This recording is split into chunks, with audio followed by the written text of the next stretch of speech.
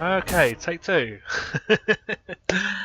Welcome, guys, this evening to Psionic Aftermath versus Lost in Translation for the TheNydus All-In series. So once again, Zeno, would you like to explain the format of this series? I don't know if you can hear me, but it will fix up in 2 seconds. This thing must be- Oh, the audio's breaking up there, mate. Clicking my audio stays in that. Right, hold on. I think there might be a Can problem. you hear me? Yeah, I can hear you now. Okay, excellent. I thought Sorry about it was the Discord server giving us an issue. No, my computer bugs once in a blue moon, and it like fixes itself somehow. So I don't know why it does that. But yeah. Okay. Every so often it kills my mic, so I was very uncertain about that. No worries. Anyway, would you like to explain the format for TheNydus All-In? So TheNydus, unlike CTL or some other leagues, is all-kill format. So instead of having players face off against each other in a predetermined matchup, it's all-kill format. So you stay in until you're knocked out, and both TheNydus and VSL are a best of 7 all kill, so first to 4 wins, and that pretty much sums it up. Excellent. So obviously, basically first team to 4 wins. Mm-hmm.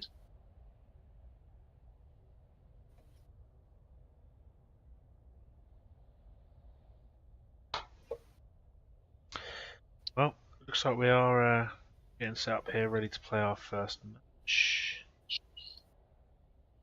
I haven't actually seen the rosters yet. I don't know. I know our lineup, but I'm not sure what theirs is. I know we have King, then Goon, Taurus, and Jin. Jeterex, and Jin.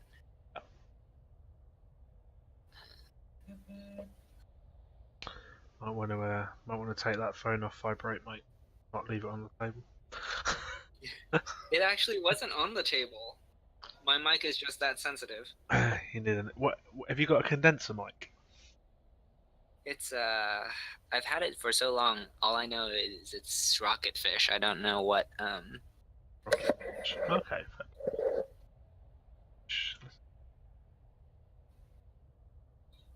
I don't know what model it is. It's been like years. Oh, is that this? Oh, another thing to note about TheNydus is it has a different map pool than the ladder. So VSL borrows from the existing ladder map, whereas this one, I'm not entirely certain where they get theirs. Okay. But yeah. So we can expect a lot of weird maps here that we've not really seen before. Yeah. Marvelous. Oh, tier 1 subscription. 5 months in a row. Thank you very much, XP04, for subscribe there. Very, very disappointed that Jedi Zealot decided to overrule my bit war. For a very brief moment, I was in the lead there with the most bits. Don't.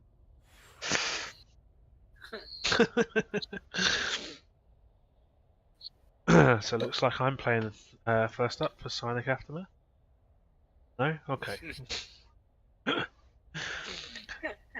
So it is going to be King versus Strix here for this first match, which appears to be on a map called DF Celestial, which I have never heard of. I have very limited exposure to the map pool. I think. I mean, I want to say Catalyst is in their map pool, or one of the ladder maps is. So other than that, we may have seen none of them. So I mean, what? Actually, it might be a bio. Now that I think about it. Yeah. Well, I mean, what we do know about this map is that it's a map. It's large. It does not have a ramp to the natural. Have a look The at them. third is Third is on the same level as the natural. yeah. It's kind of interesting the way they set up the third. I don't know.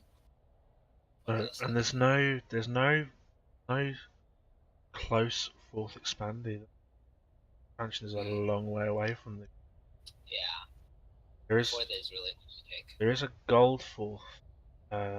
Two looks like 2 ramps down, in the middle of the map. They're asking if we're ready. Oh, sorry. Yeah, we're good.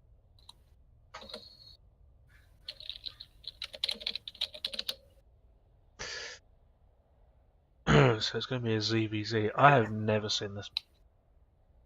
I've seen it last week in LiT. That's like the only time I could see this map. Okay, well, I'll tell you what we'll do. We'll get into the match. We'll introduce these two players, and then we'll have a bit of an explore, shall we? Alrighty. If you just, I think if you hit number 3, you can see my camera versions. Yeah.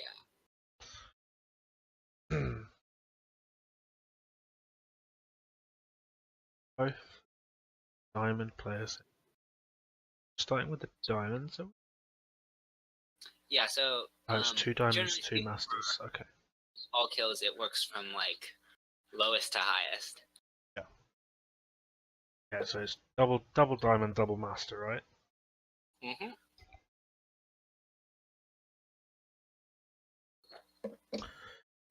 Okie dokie.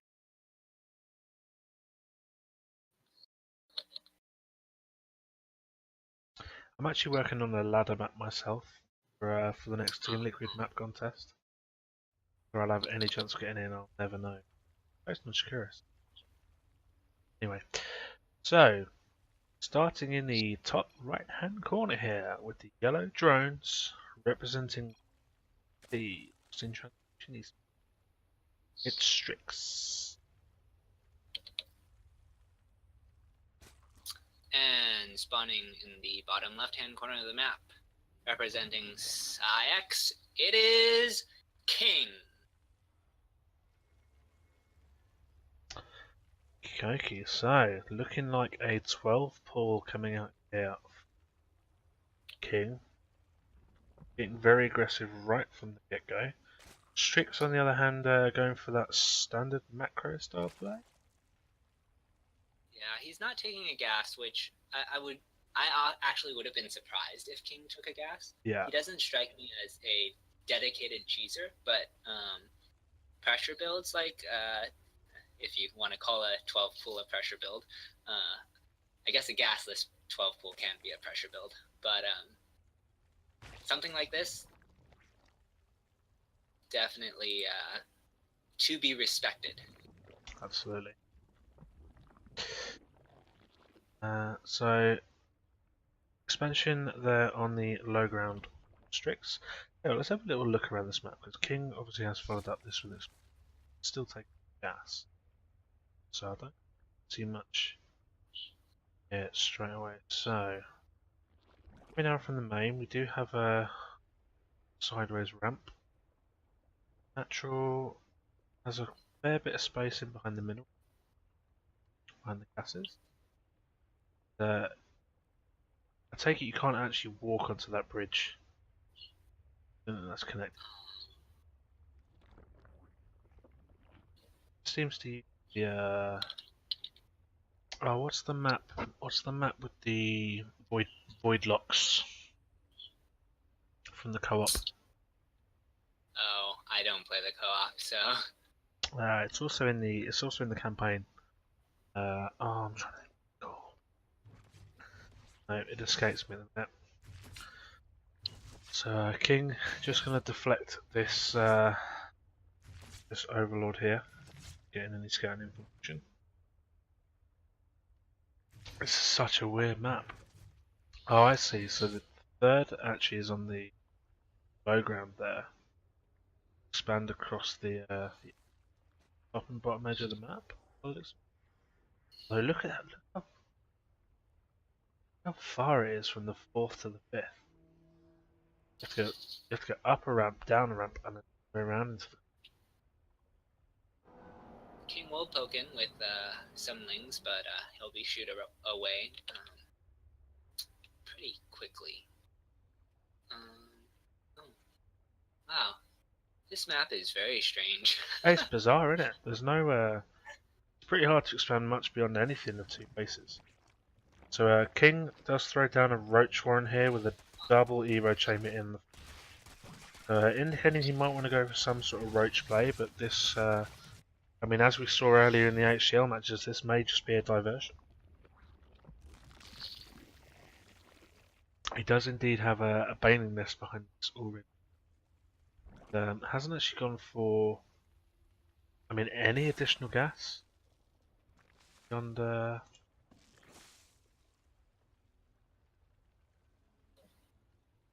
Beyond the single geyser. Geyser, sorry, just looking at the chat at the same time. So Metabolic Boost will finish up here in just a second for King.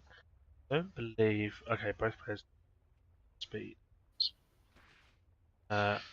Lots of lings moving out and about here for King.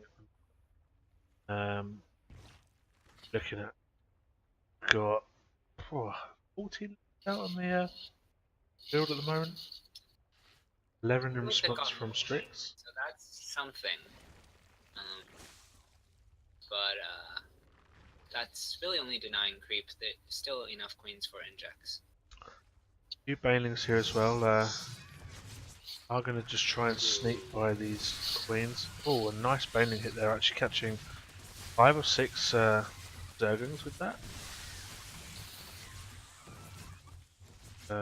He targeted the baneling nest, but he didn't actually get it, so I feel like that doesn't really justify his. No, I think he possibly should have. If he was going to go for that, he probably should have just committed. Yeah. Taken the knock on the chin with the. We are going to see more lings coming out across the map. Quite a lot more lings achievement. 30 lings on the way here for King. We'll pick up these couple of roaches here in just a moment. Ooh. Those banelings hurt. Indeed. Yeah, again, that indecision really showing here the lings. I mean, he lost all those lings just from running them back and forward. Well, he does have 3 banelings morphing on the high ground, so he can potentially run that into the main mineral line if Strix isn't watching. I mean, I guess that was the idea, right? He probably wanted to just. He only got 6 drones for that.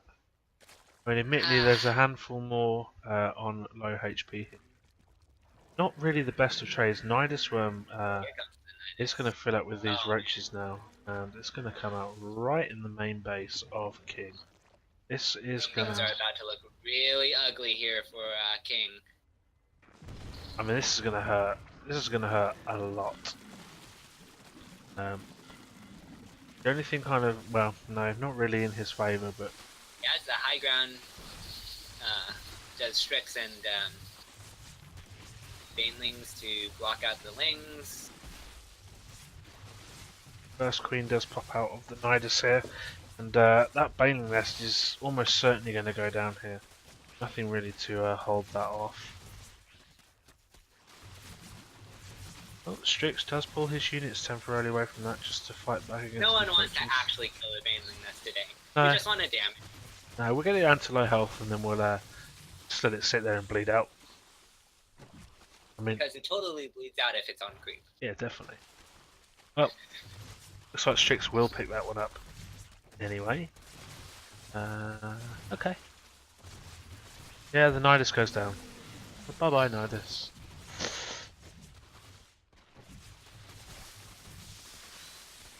Is there another one starting? Yeah, there's right next to where literally the first one was. Yeah, literally right underneath that. What have we got in this Nydus? Nothing. So I don't know. Why did he? Okay. Yeah. I don't know.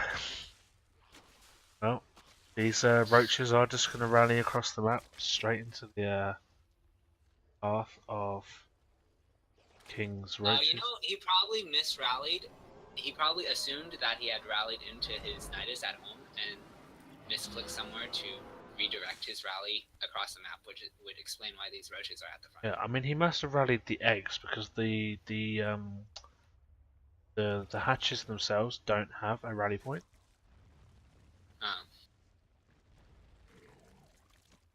Ah, well, another Nidus will come up here Don't know.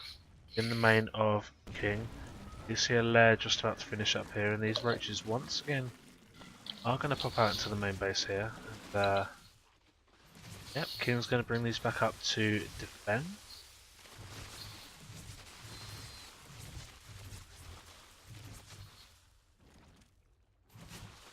And This Overlord has been such a pain for King, providing the vision for the Nydus each time.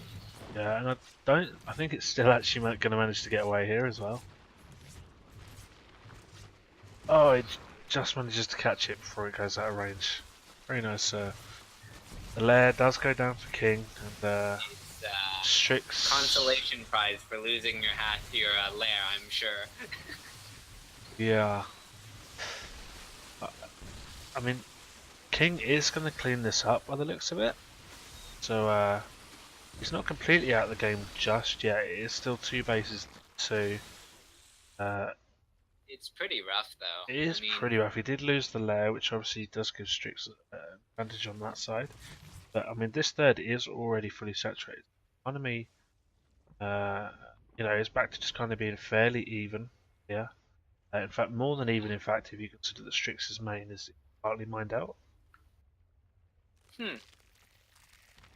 Well, Strix is taking his own third and pushing out with more roaches. Yeah. So, King is actually going to expand his natural. Sorry. That's a nice catch on these 2 Ravagers. That's something. Roaches are gonna run into the natural, get a drone, and spawn. So I'm going to let you be the observer. I'm just going to talk.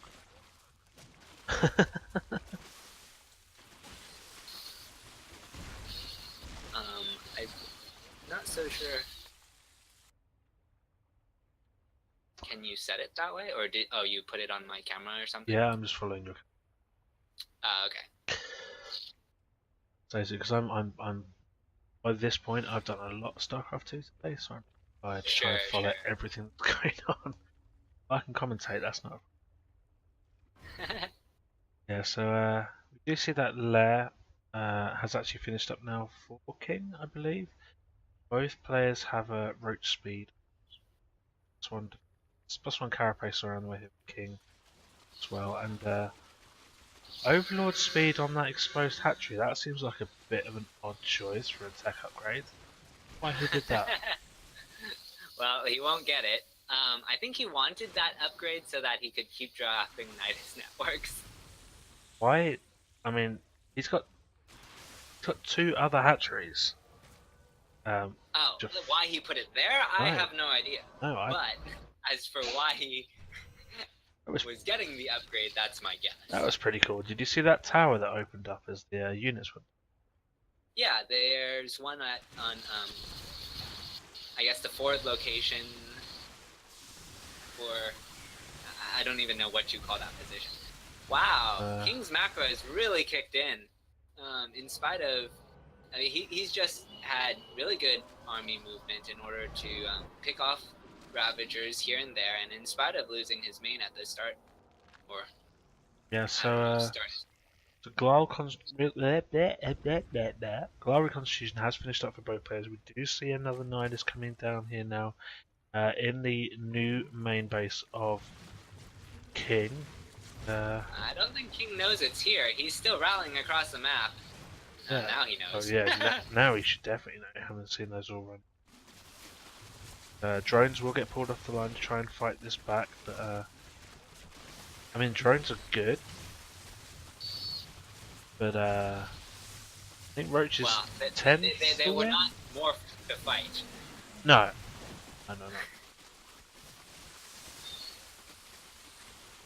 Drones can do a lot of things. Fighting roaches head on, probably not one of them. Another Nide is going to get thrown down here straight after that first one goes down.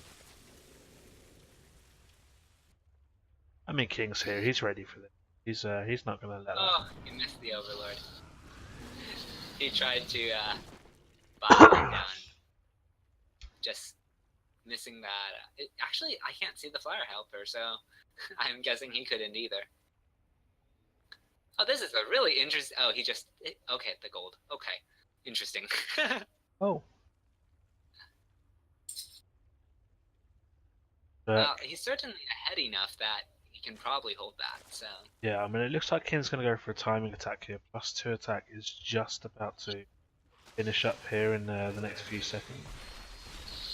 There we go. And King is very likely going to snipe down the third base here with that issue. Does indeed. Another Nidus on the way now, right behind this gold base.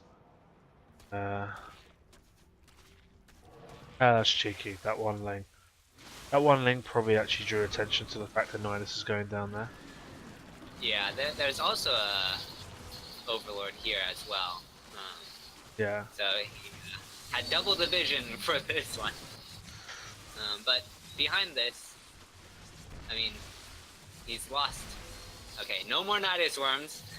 We finally killed that, and I mean, actually, if you look back up at the natural, he's managed to get 26 drones down from streaks, 27, 29, nearly 30 drones here now as well. Yeah, he's actually going to pull back, probably defend this gold without too much of a problem. I don't know what you're looking at. I think you might not be following my camera then. I was, for the most part, but okay. Okay. So, King takes the 1-0 lead. Very nice there. To be honest, I wasn't sure which way that match was going to go. Yeah, I think... For a moment there, it did look like Strix had that. I think King was behind off of the opening, but the Nydus he defended the Nydus adequately. So, like, in spite of losing his main, he just was able to macro behind it so well, and it was definitely a comeback. Oh, absolutely, yeah. Yeah, very well played there. By both players, in fact. Really well done by King to actually pull that back. Really didn't think he was going to make that. So, get ready for game number 2 in just a minute.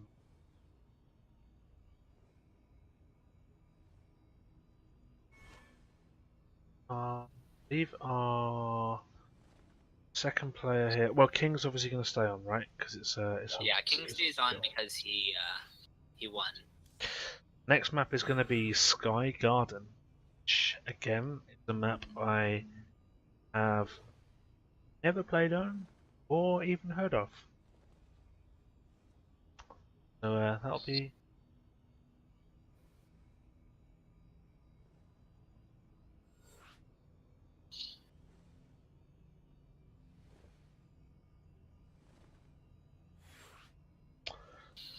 So let's have a quick look. Okay, so this is actually a 2v2 map by the looks of it. Is it a 2v2 map or is it a 4-way? Or is it a 1v1v1v1 with a very short distance? I think it's a 1v1 with 2 possible spawning locations. I don't think you can get adjacent spawns. Sure. At least that's how I would write this if I were. I mean, I've used the map editor a fair bit. I'm not sure if you can. You can do that. Prevent adjacent. There was a number of maps in the map pool that used to be that way. Okay. Where you have, like, you can't get a certain spawn, but the other two are available, or your opponent cannot get it. Yeah, I suppose if they set it up as like a team spawns, right? Linked. Yeah, something like that. It's. I mean, still, that would be really interesting if you spawned on the same corner. Remember what was that? Oh gosh. What was that map that, from like 3 or 4 seasons ago? We had that single thin bridge that went up the middle with the Arena or Habitat Station. habitat station. I love that map. Watching ZVZ on that map was so much fun. Or gosh, we had another one that was kind of like that recently.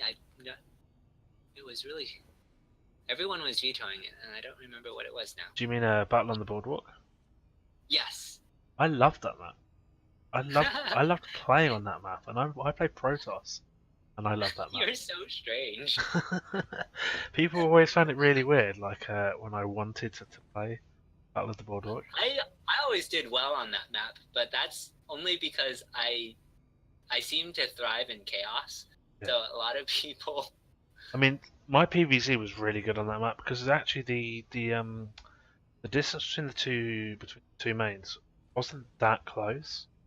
Like the direct route had you actually going around the boardwalk over the top, and otherwise you had to come right down into the up. And I had a really nice, gave you enough time to build a really nice 4-structure wall. So you'd wall off the boardwalk itself.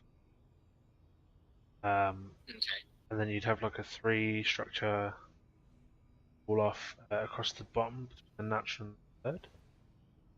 Yeah. And then you could just place like. And then you put a pylon on the Yeah, you place one pylon on the far right, and then just do my normal charge lock. Yeah, play.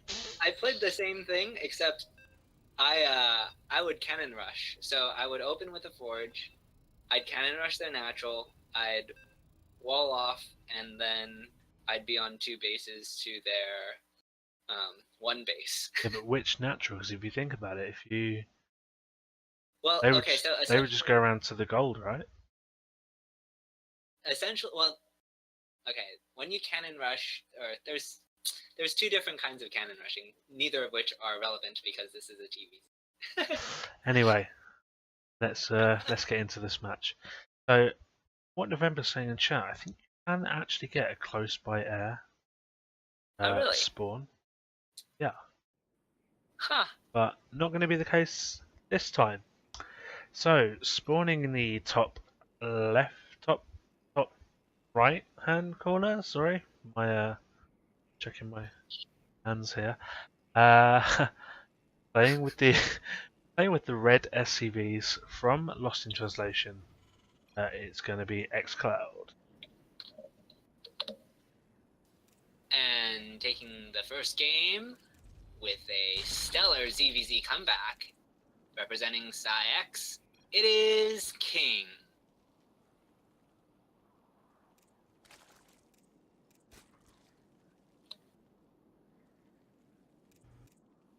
Are you moving your camera around? I am now. Yeah, that's fine. Right, it is tracking you again. Okay. So, so are they actually on a space station? Yeah, it looks like it's some sort of like you can see there's these little I guess thrusters. I suppose that makes sense. It's called Sky Garden, right? Yeah. Both players do check out the close by spawns. They do know that it's cross map spawns here. You know, actually, this is something I really miss from the current ladder pools. Is the lack of these kind of unknown spawn locations. Like Catalina, I think was the last map we had like that.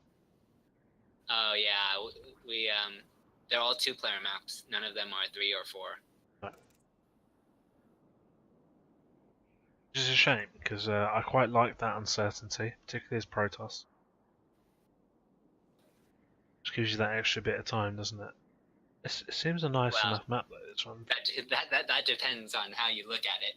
If you're cannon rushing, Well, yeah, that's true.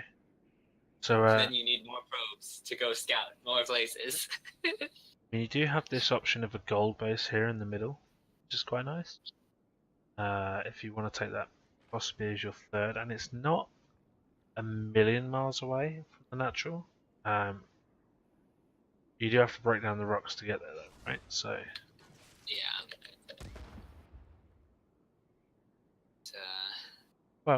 Well, yeah. Yeah, it's quite a nice map. I like this one. Anyway, let's get back to analysing these players, shall we? xCloud, fairly standard opening here. It's got the SCV going down on the program. Do you know what? You're very right. I haven't put the score up.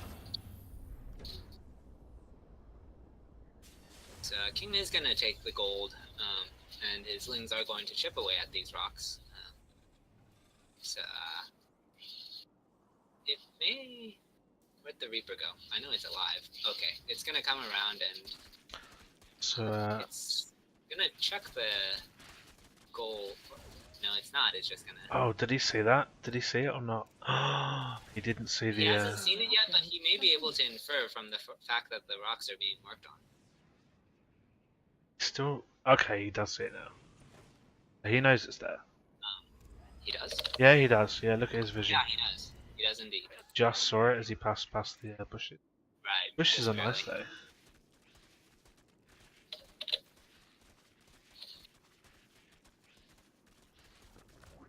Okay.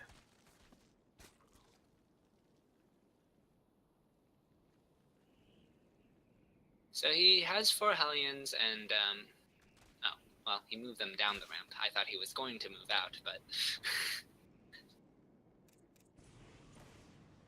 He scans the main, sees... What does he see? No lair. Nothing to be concerned about. So we do see Cloak on the way here for xCloud for those Banshees.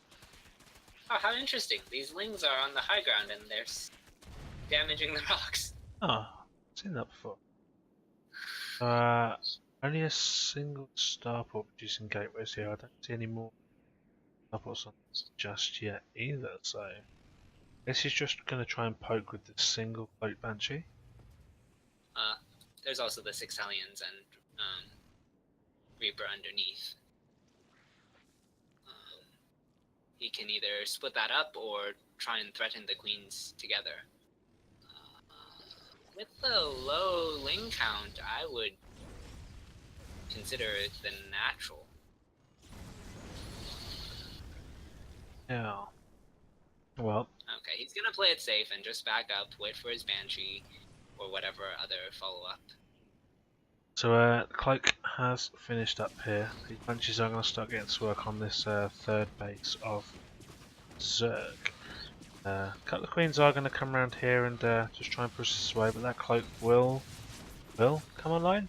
Oh, that was close. Just in the nick of time, I guess. Yeah. I mean, was there a Spore Crawler there?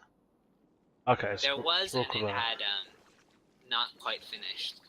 He moved it now, so it's actually I like that Spore Crawler positioning. Is right behind the sight blocker, so as long as the Creep Tumor is on the other side, so the Spore Crawler will have vision, but if he tries and fly that Banshee in again, it will just die. Yeah. So we do see a Spire go down here now for King. All gas saturation main and natural as well, so looks like he's we're going to get some Mutalisks coming out here. The Mutalisk play behind this? I mean, xCloud has kind of opted for that Hellion Banshee style of play so far.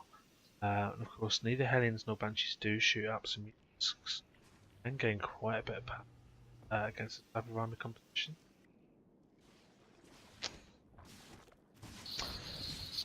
Oh. Needs to move that Spore Crawler a bit more to the north. Yeah. Because that Banshee's just 9 or Taking away for 3. Okay, so well, he's actually only gotten 3 kills, so yeah. he's been wasting time on the extractor.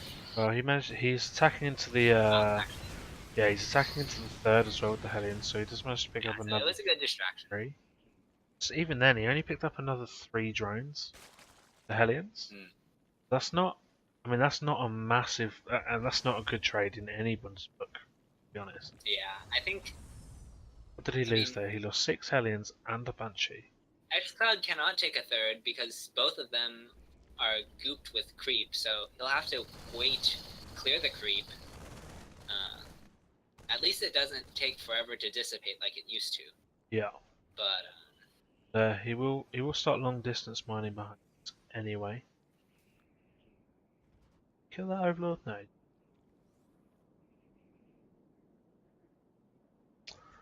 Does actually have pneumatized the one, carapace. one. The fast Overlords. Overlord speed. There we go. So Okay. Doom Drop gonna come out here now in a. Looks like he's gonna try and rotate down to the gold base there again, but look at that Mutalisks. How many do we have out on the map here? 11 Mutalisks are now going to move across to the east side of this map. Haven't been spotted so far by xCloud, and I don't even know if he's aware of the Spire.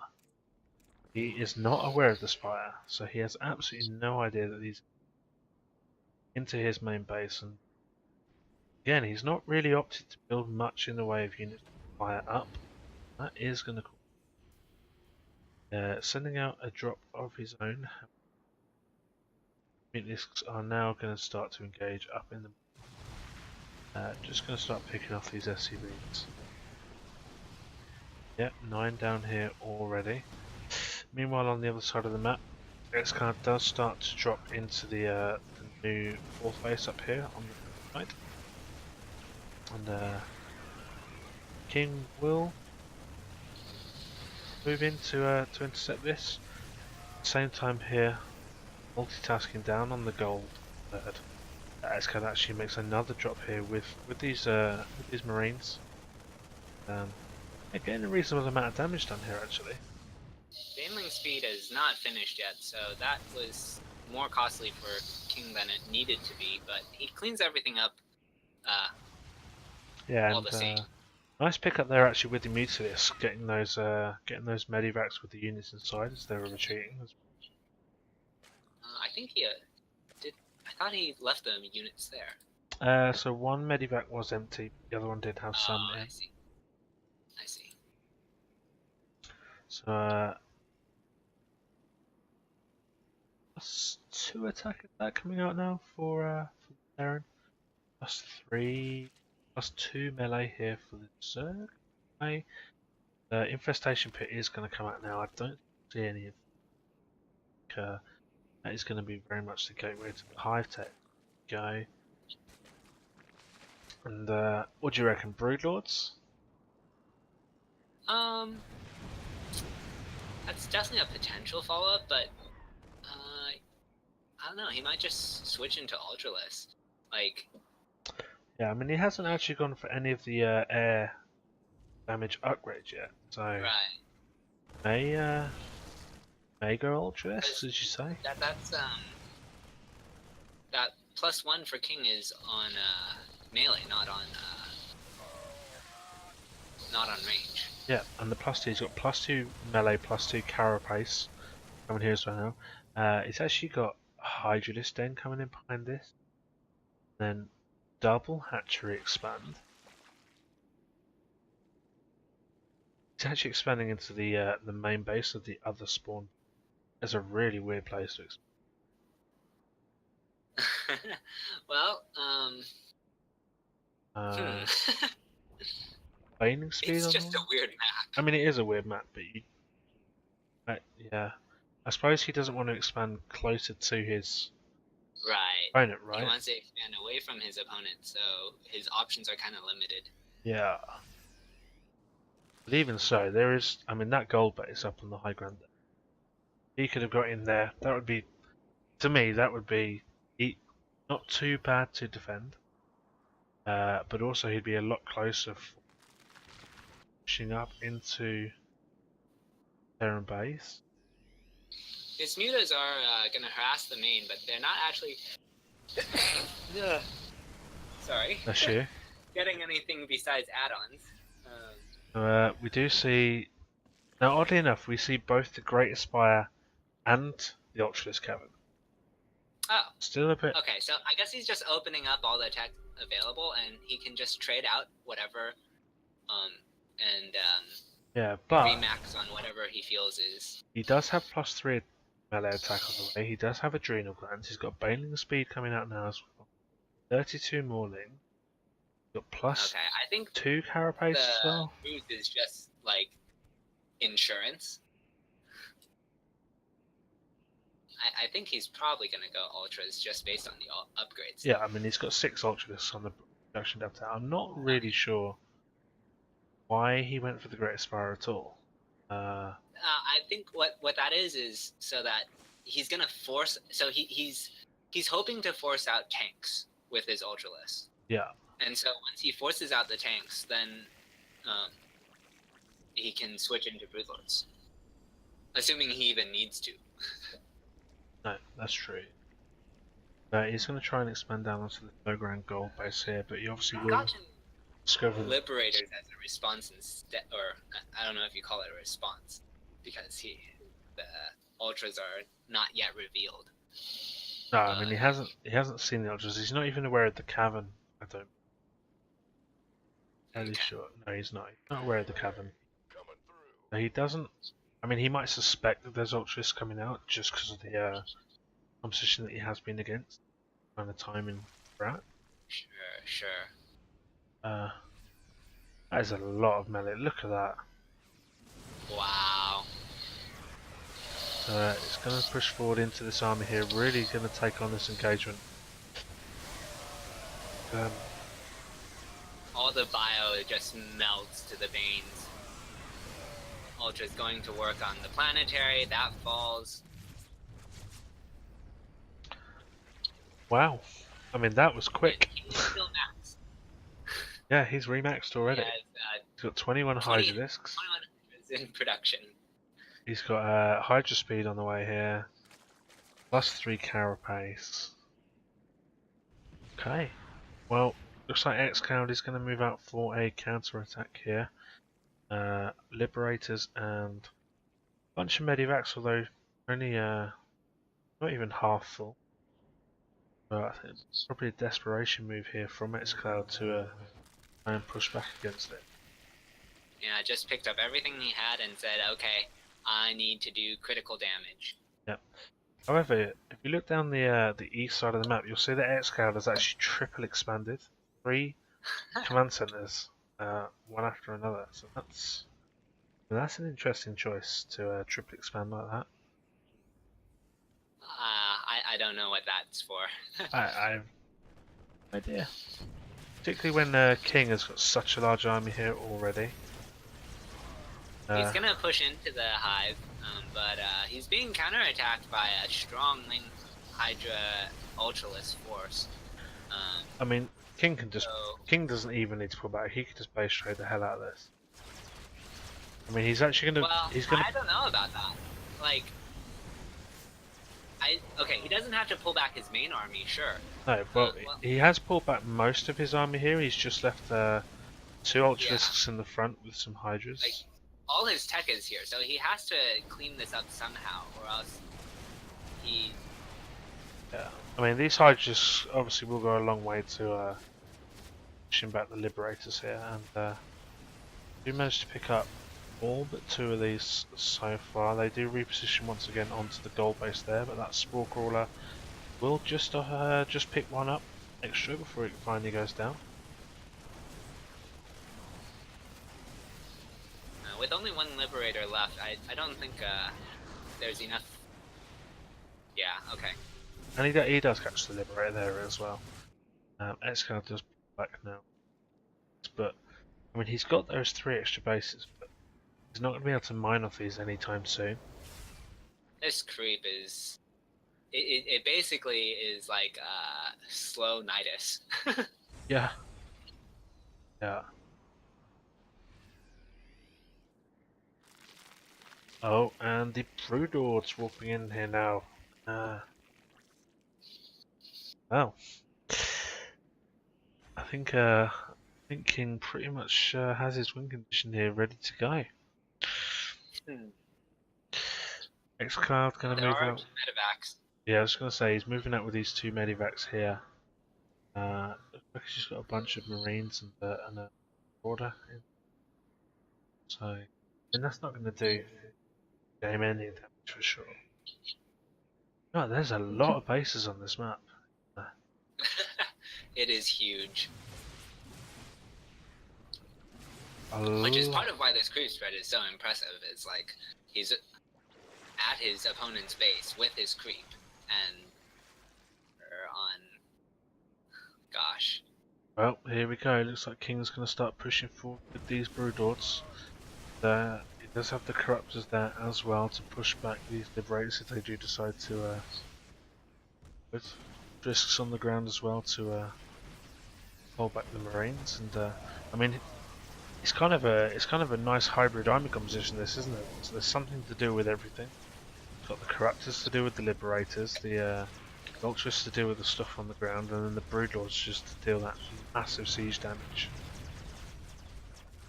How do you counter this as Terran? What do you do?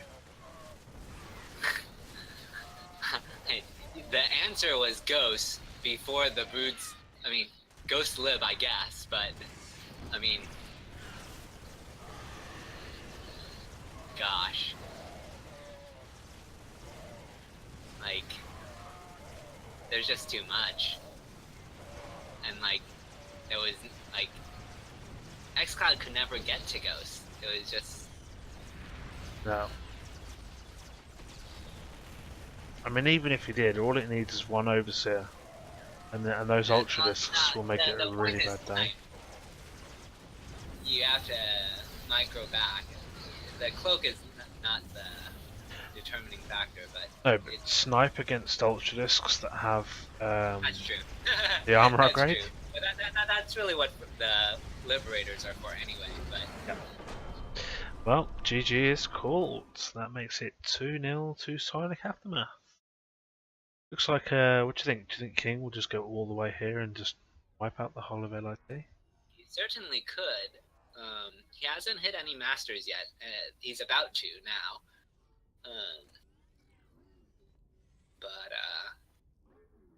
No, that was perfectly 20 minutes. Spot on. Well, not counting nanoseconds, but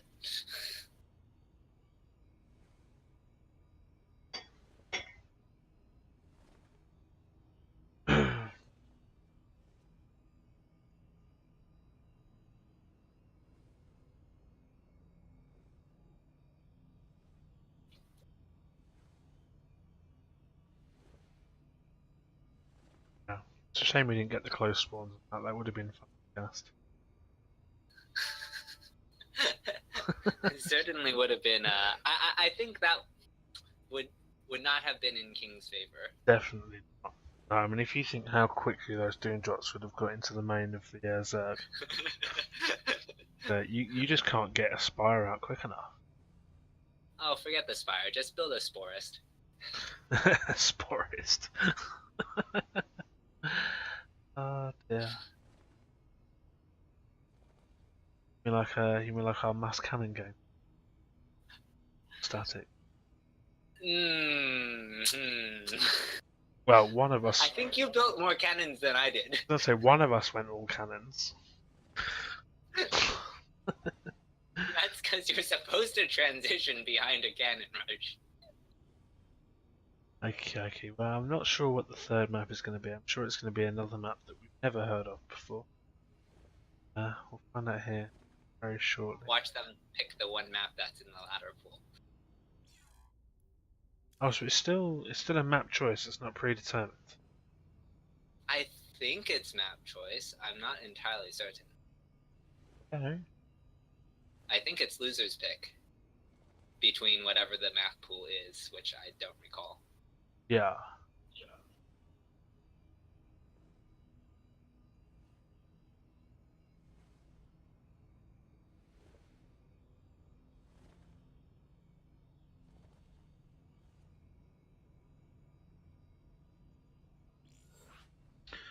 Okay, well, you're right. They are going to go for the ladder match. Ladder map. Abiogenesis. Oh, I think you've played on this map today. I did, I think. I may have won as well. Which is very unusual for me in the PvP. Yes, hopefully these two players will do a bit of a better job than my opponent did earlier today. Really sure what he was going for. Oh, Voltica says that the snipe ignores the armor. So actually, Ghosts would have been a good choice.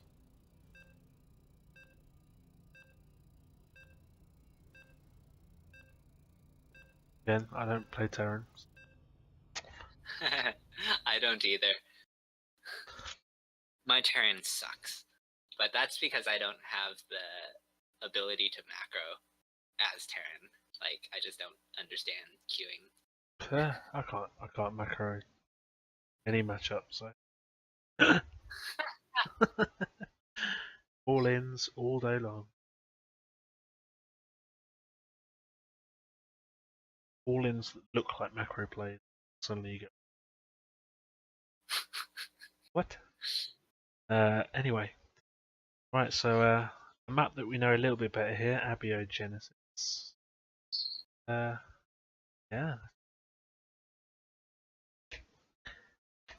I don't think this map favors King's style.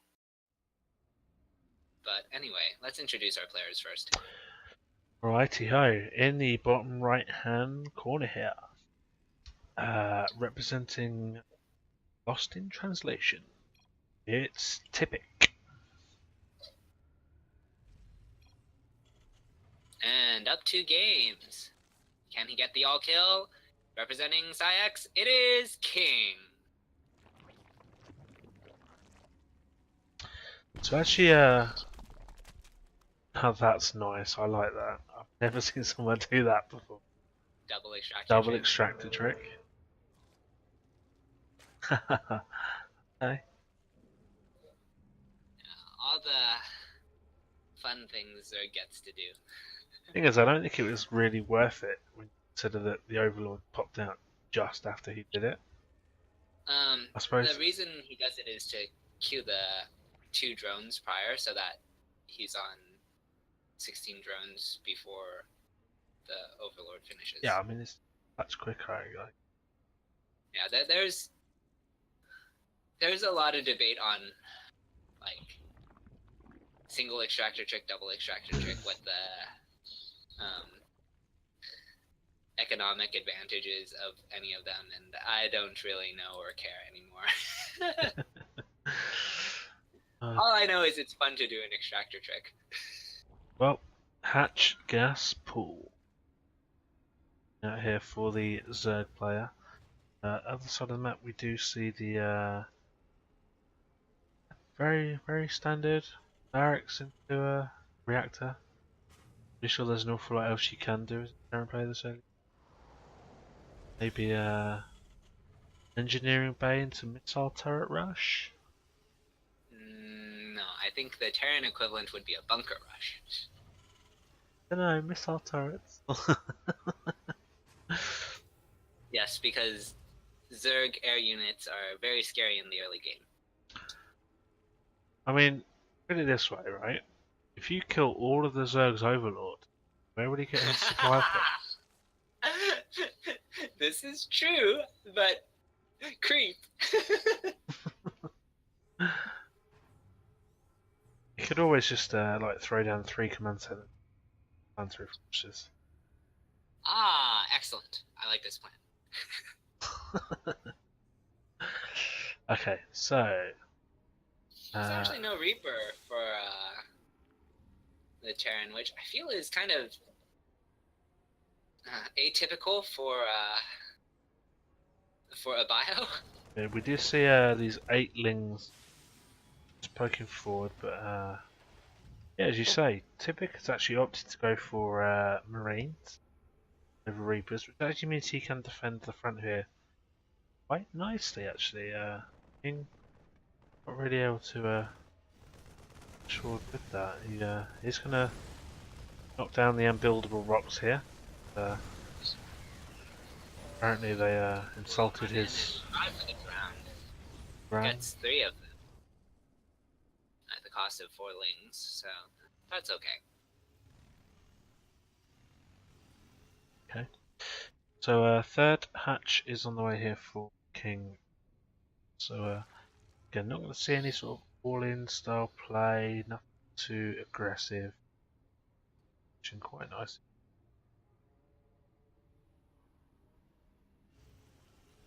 Both of these. So, I mean, lots of Hellions coming out here for Epic. We just see like a Hellion rush, do you reckon? Oh, he is going to move out here already. Very short rush, so King is going to need good queen positioning to deny the Hellions from running by. Oh, it's actually Hellbats. So this is... Oh, okay. Missed the armory, apparently. I didn't say that. Cloak on the way here for Tip as well, and one Banshee already on the production tab there. Hellbats. Should met these queens. Okay.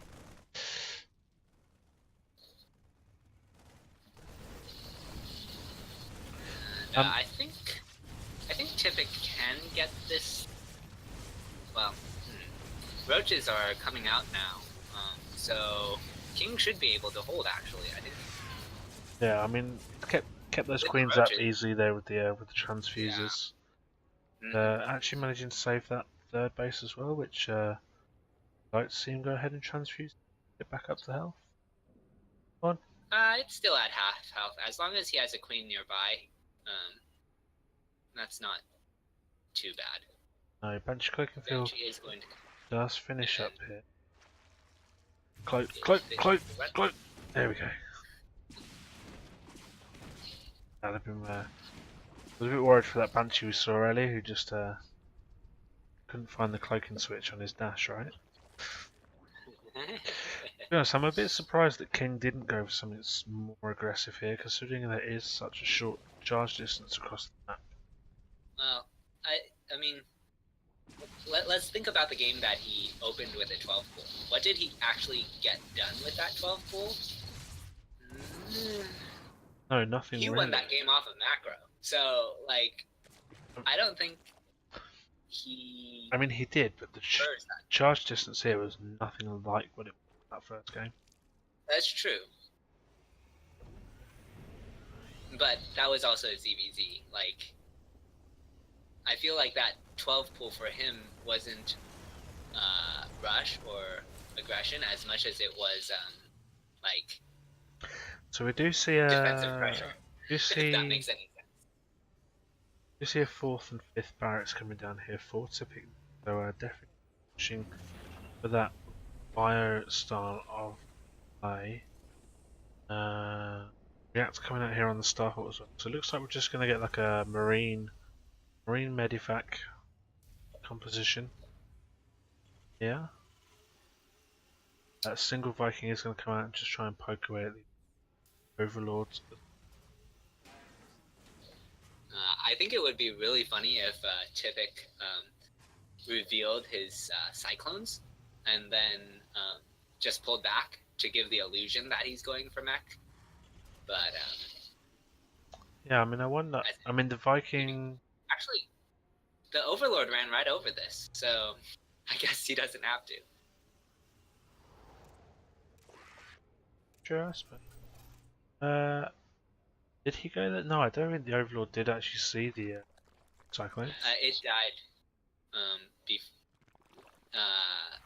The Overlord that was sitting over the on the side of the natural, it ran over, it flew over, and I think the Cyclones were out by then.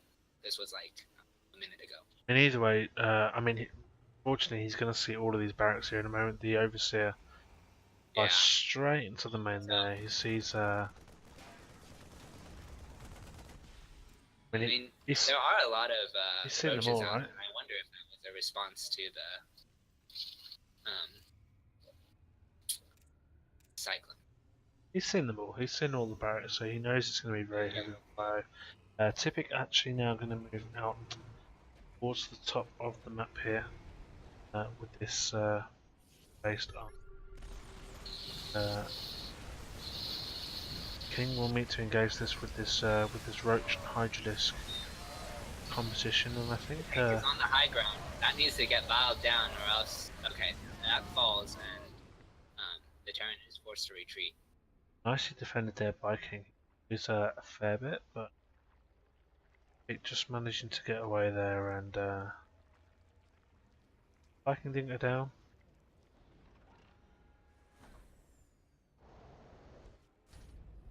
So third base is going to come here now for Tip.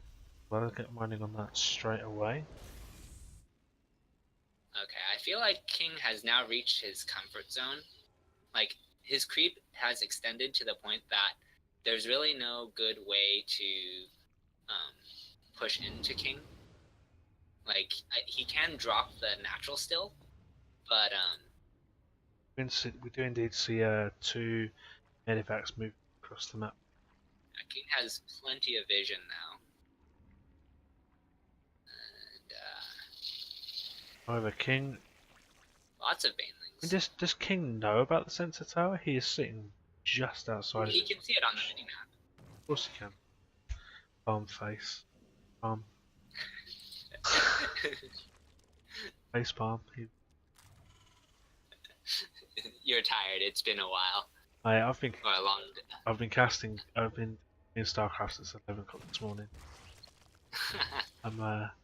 Yeah, when Jedi Zealot said that, it said this might be too much for me. See, I've done a 24-hour StarCraft marathon playing. Casting is so different. Oh yeah. These two medevacs are gonna swing in and probably drop the third question mark. No, he's gonna go into the main, and King sees this. He's pulling back with almost everything, if not everything. And he's we're forced to pick up here. However, there are two more medivacs moving across the south side of the map here. They look like they're going to pop up into this newly made fourth entry. The left side? Left side? Or... yes, that is left. Right, to me you're looking at the camera. That isn't your camera, is it? I'm looking at somebody else. Now I'm following your camera. Drop is coming back into the third, and banelings will connect with the army. And the drop at the fourth is going to try and hit the natural, but it will be deflected before it can unload. So all this time I've been following the wrong observer. Oops. Oops. Oops. But why isn't he looking where I'm saying? It's gonna now go into the natural. Yeah, but oh, nice pick off there with that queen. I think that. Where was the queen? I didn't even. It was just to the right side of the extractor, and actually, yeah, managed to pick off that. I think that medivac was full as well, you know. Yeah, it was. It may have dropped one marine, maybe. Yeah. But I mean, look at this creep. Where are you supposed to go? You're not even pre-split. Oh man. This is just rough. He's gonna have to use so many scans just to get across the map. I mean, I like. There's the first of many scans. I like this. I think the Zerg's just waiting for them to get further, and they look. Wait for them to get deep onto the creep, and then they're gonna pounce. Look at these Banelings going to come rolling in here. Oh, just manages to deflect those without losing too much. But all of those siege tanks have been destroyed apart from that one. He will actually manage to get onto the 4th base here with these Marines, but the Hydra's going to come up and defend this. Zenivacs are mostly out of energy. One of them has energy still, so he's gonna have to be careful with his stims. You see +3/+3 on the way here now for Typic. +2/+2 nearly finished up King. That side, so definitely an upgrade advantage for Typic. It does those actually. Are great mainland connections. Yeah, but it does. He loses the 4th, but so it does. the Terran loses most of the bio.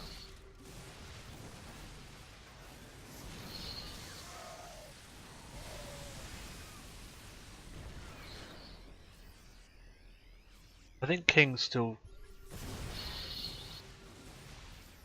Well, I was going to say he's in the lead here, but actually Typic's got 4 bases now. He's done quite a bit more in the way of damage to King over the course of the game.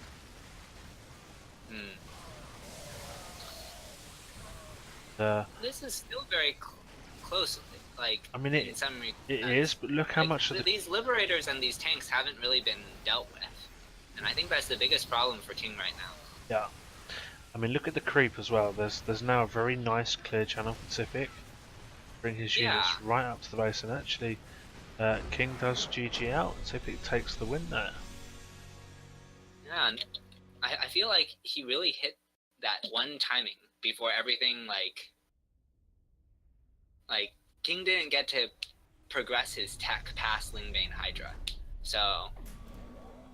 Oh, absolutely. Shame, because I think King played that very well. He played that very well. But I think if we had gone for that slightly more aggressive part of style it is of play. the multi-prong dropping. While the dropping itself did not do very much damage, it staggered King's macro. So yeah. Up next should be Goon. He is a Terran, Diamond 1, generally macro oriented from what I've seen. So we should have a TBT next.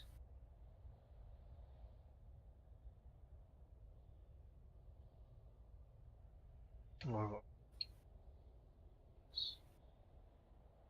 you after that.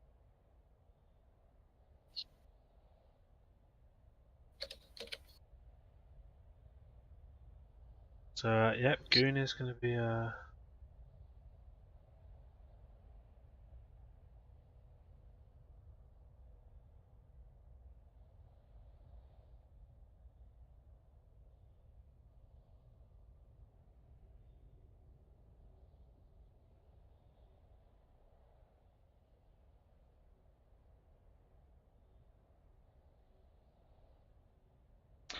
actually I'm actually doing a Taekwondo grading tomorrow. Oh. Which is I'm not grading myself. I see. Very much looking forward.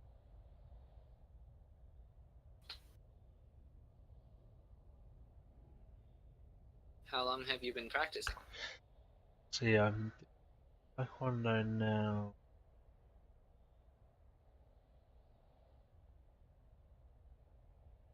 So, 2000.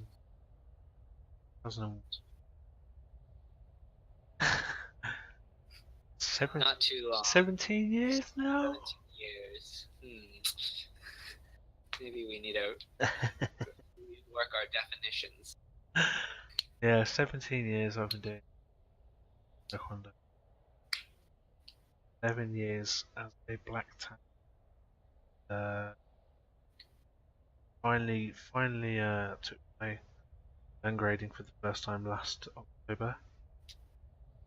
I passed. Okay. And yeah. I've been teaching as a black tag for a year and a half now.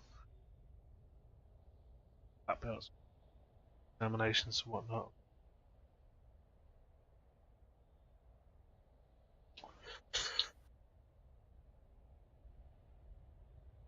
Guess we're just waiting for the map choice here.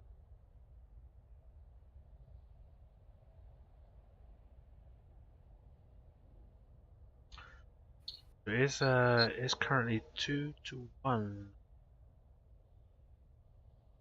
favor of Psionic. This player up here will be Goon.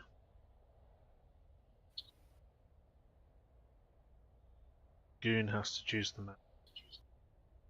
Yeah.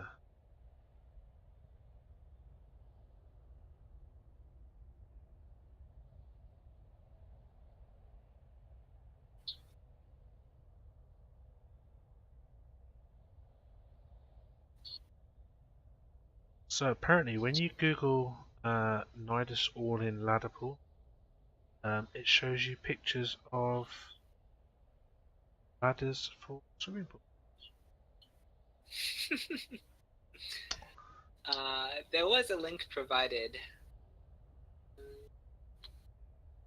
That was not what I expected.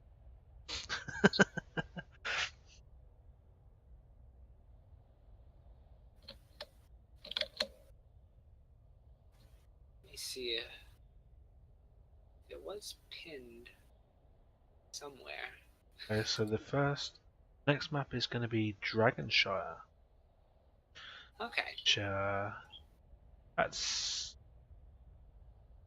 a village in World of Warcraft, right? Game of Shire?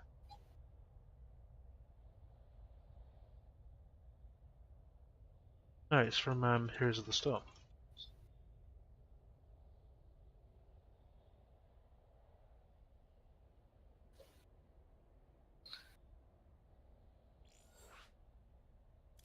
So I like Dragonshire and Heroes of the Storm. One of my favourite maps.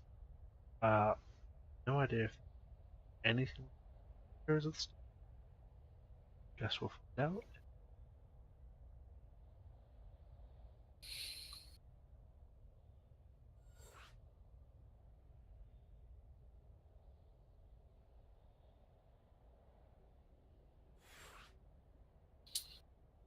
So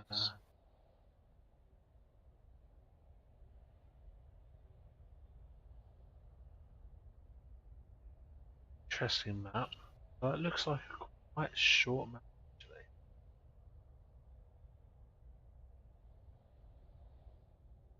There's a lot of ramps to get across, so like while I think you're right, it is kind of on the short end. I don't know if it's Hold I don't on. know how I feel about The angle that I'm looking at the map, it looks like. Oh no, okay, so the main is on the high ground. Yeah. And it drops down. So this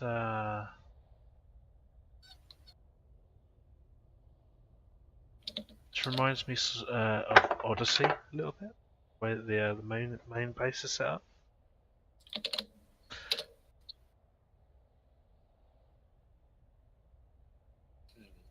Okay. Guessing that's a Zelnaga tower right in the middle. Yeah, I think so. Seems to be blocked off by rocks completely. No. Oh, actually, because it's blocked off by rocks, the rush distance is actually much longer. Yeah. Well, no, because if you because you have to go through both sets of rocks if you wanted to go straight. So you kind of have to take one side or the other. Yeah, well, I mean, actually, the fact that you have to take one side or the other means that like armies can completely pass each other too.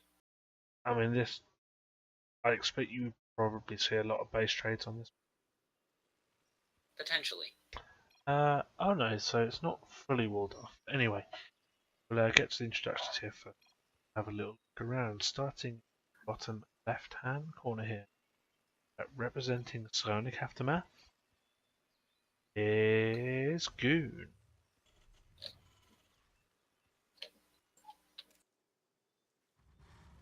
And spawning in the top right, as the red Terran, representing Lost in Translation, it is Typic. Very nice use of the insert key there, my friend. Yeah, so looking at this, so actually the central Zelnaga tower isn't fully walled off. Yeah. It's these sight blockers side. But I mean, you could, I can't mark the map. You could come down through the natural, up the ramp on the other side. It's quite a long way actually, isn't it? A lot longer than. Yeah, you have to kind of take this long, windy path.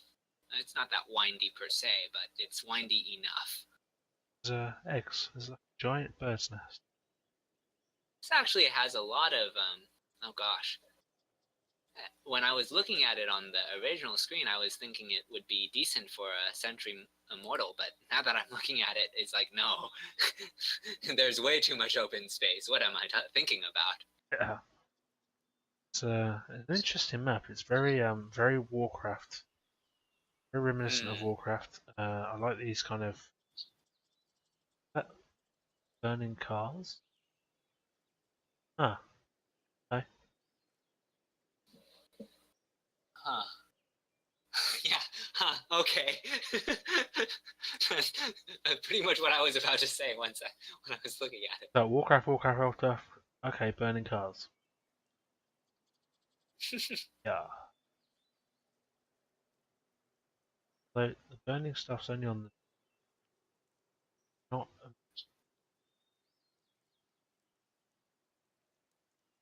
Okay.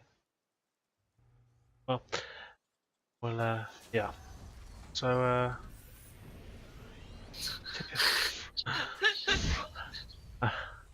Tippy going for the standard 1-1-1 play here. Goon on the other side of the map. So very much in line with the creation. Although Goon has actually popped down a engineering bay behind this. Two Reapers are going to come up the natural and try to get into the main, but there's the Marines of Goon waiting there for him. And we'll usher the Reapers right back out. I like this actually. I don't know if Goon's played on this map before, but that's very well read. Obviously understanding that there's no other way for the Reapers to get up into the main base. Yeah, I don't think he's played on this map before, so yeah, he just had a very quick assessment of what can happen on this map. It's not like Catalyst either, where there's like a little back door entrance.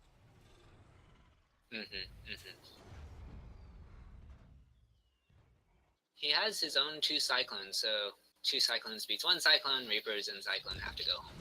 Yeah, but the red player, okay, the red player is going to have 2 of his own.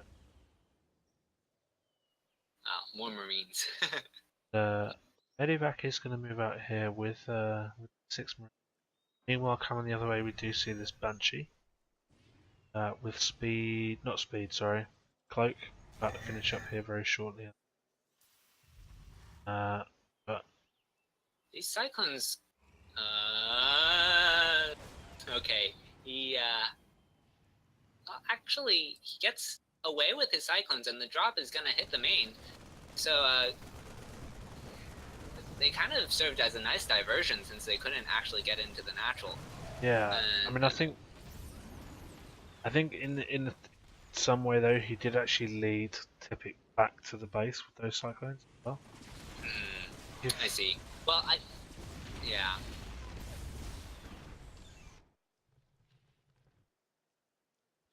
His own command center is done, and it is going to move over. So I think things just kind of even out from here. Yes.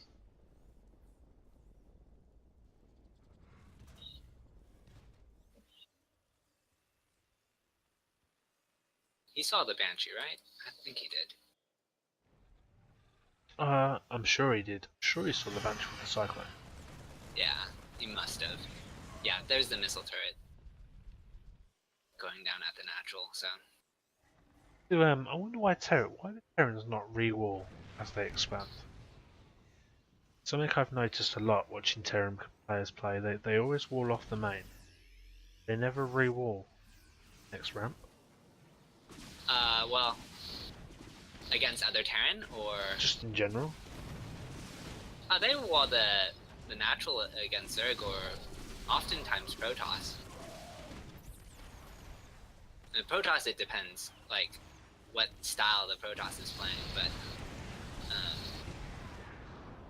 in a TVT, you don't want to wall off the ramp because of tank fire. Okay. Again, I don't play Terran. I'm probably the worst caster in the world to even in front of a team. Don't know what either player's going to do. I don't understand Terran very well at all, other than when they're playing against Protoss. Like, I know what Terran are supposed to... I don't know. I guess TVT is where I don't understand Terran. Oh, your overlay is off again. Yeah, I've just corrected it. It was going to take 3 minutes. Okay, so we have the I'm going to set this map pool here actually. A third is started for Typic, so we've seen Dragonshire already. Obviously we know Abiogenesis, we've seen Celeste, we've seen Gardens. No, sorry, we've seen Sky Gardens. So, look, Gardens by the Bay available. 3 tanks are coming across the map, and it's gonna be met by the force of Typic, so... Oh gosh. Oh no. Oh no. He loses all his Marines and all his tanks. The only thing he's gonna get out with are his medevacs and Viking. Well, Viking. Nearly 2 Vikings. Only the one. Ow, that hurt. And behind this, with Typic having his 3rd complete, not on location, but complete, and I think this advantage goes to Typic now. He's up 30 supply, and it's going to be really hard for Goon to kind of find an edge. Yeah. Okay, he does have the upgrade advantage, so he can potentially take a good fight and even out the supply. Let me say, +1 armor does finish up here as well. There is an armory just about to finish up here too, so I wonder what he wants to do with that. Do you think he's going to see... You know what? I don't even know what he's going to do with the armory. Doors, I suppose? Who has the armory? Goon. Goon has... Oh, that's just to get more upgrades. He needs that like the same way you need a Twilight Council. Right. Again, I don't play that. Medevacs are gonna come in and almost get picked off. Fortunately, he will be able to unload at least, and it's a little bit unfortunate, but yeah, I like how they just like turbo boosted away and just drops like a line of Marines behind it. Good reaction to being caught out of position. Yeah. Or caught before entering its target. Just turned a bunch of paratroopers. I think and Typic isn't going to have too much trouble cleaning this up here. Just those 2 medevacs getting away once again. A couple of nice exchanges here actually for Typic. Yeah, Goon's just bleeding out more army slowly but surely. His third is complete as a planetary now, but he's down on saturation. Goon needs to transfer to the defensive here and really start pushing up the defense, getting his macro game back into play. I think that's part of why he got this as a planetary. I think ideally he would have this as a orbital for the extra mules, but he does not feel safe. So therefore the planetary. He is going to push, or get pushed into, I should say. And the tanks are backing up.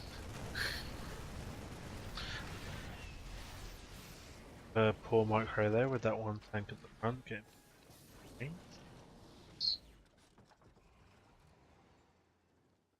Typic is still in the lead here, doesn't actually manage to catch that. However, so give Goon the opportunity here to start building that back up.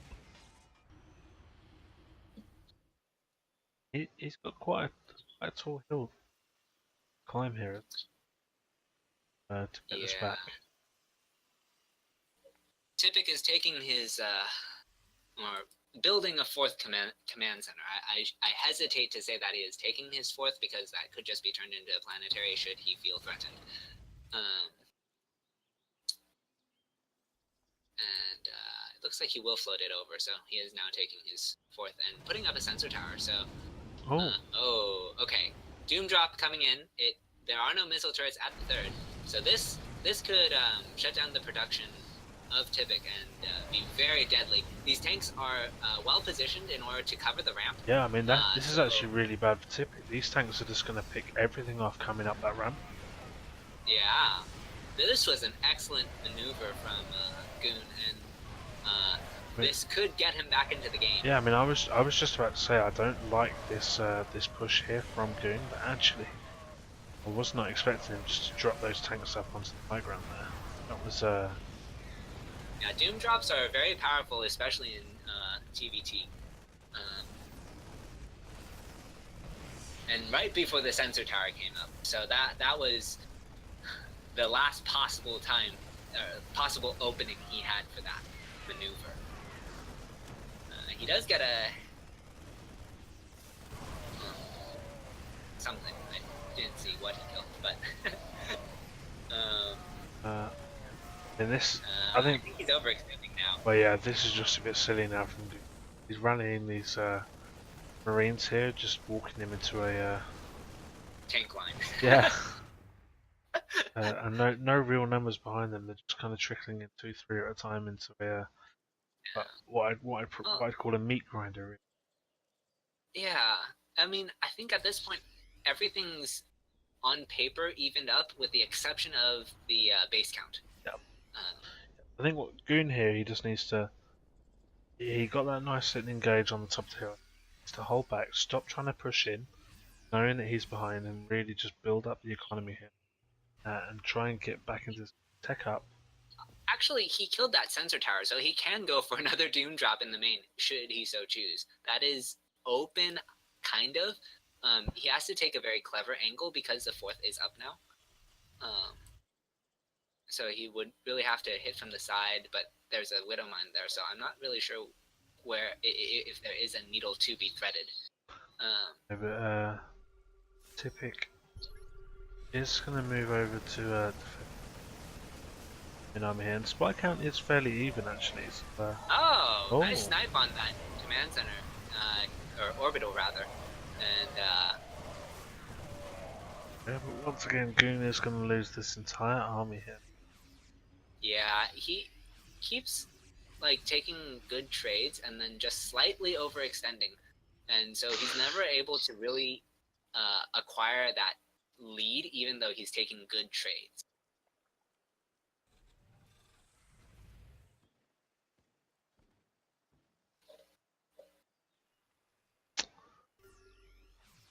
+3 attack will be pushing up here in just a moment, Goon, so that will even up the upgrades. Players also have +3 armor on as well. And +2, I believe that's +2 vehicle attack? Lots of scans going down. It's very important in a TVT to know the positioning of your opposing army. Goon is actually... Oh, I guess they both trade out all their bio, and slight advantage to Goon at the end of that fight with the superior tank count. And so Typic will be forced to retreat.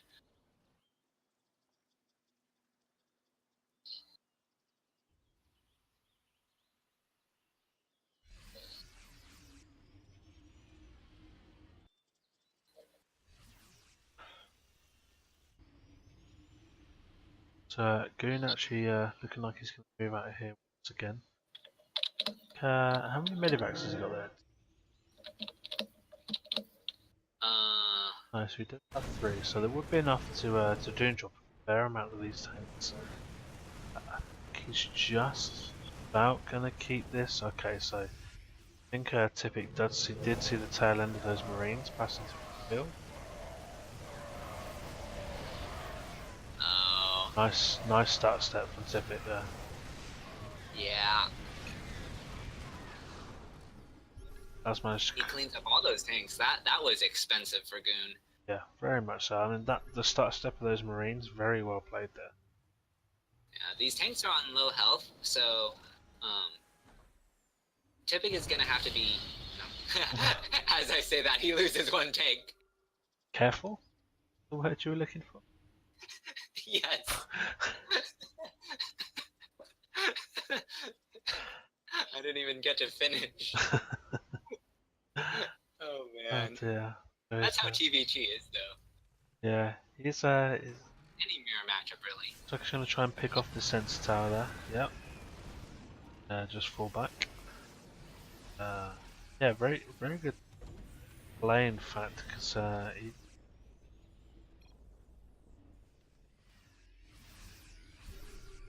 Now this has been a very back and forth game. Like, Goon keeps being the aggressor, gets this like great positioning, and then it is like he just overextends by the slightest bit, and then it's like, oh, now what? Oh, this command center is about to get picked off by these Stim Marines. The siege tanks are sieging underneath the Marines and gaining great position for Typic. So, I mean, okay. that was so unfortunate at the place. I mean, yeah, he must have seen Typic coming in with the sensor tower, being able to turn that back in time.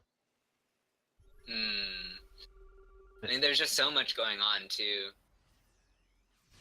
Like, between having to macro and maneuver your army, constantly be in position, scan, like, there's, like... I wonder if, wonder if this map will ever make it onto... It's quite a nice map, actually. Oh, this is great positioning from Typic. He's gonna be able to get this planetary. There's nothing that Goon can do to stop that. Oh, what up? That... Okay. I thought he had the repair for half a second, but... And it looks like he's going to clean up Goon's army here as well. This puts Goon in a really tough spot. 82 to 49 lines by here. He tried to pick up against the siege tanks, and he will actually get all of them? Yeah, he does. Yeah. This is a really tough position for Goon here now as well. There we go. GG.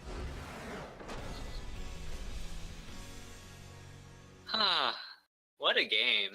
That was even to the last moment there, I wasn't really sure how that was gonna go. Yeah, just so... Both players played so well. Crikey. Okay. Well. That makes it 2 for 2, I believe.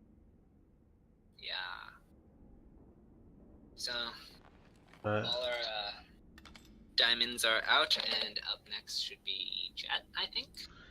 I think. Right. And I think he plays Protoss? Question mark. So just looking back at these, so we've had Dragonshire already. So the maps that there's a map called Cerulean 4, which looks like a very standard type map. Got one called Growl.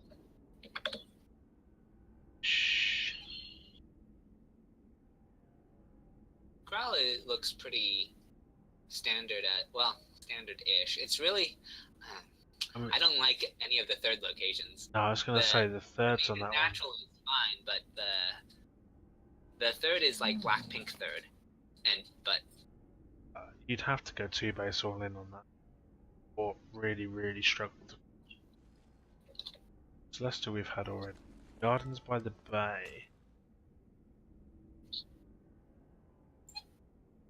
That one is quite interesting. Collateral Rocks next. Completely threw me off looking at it at first. Yeah, I was looking in the bottom left, like. You don't get many maps that go top left.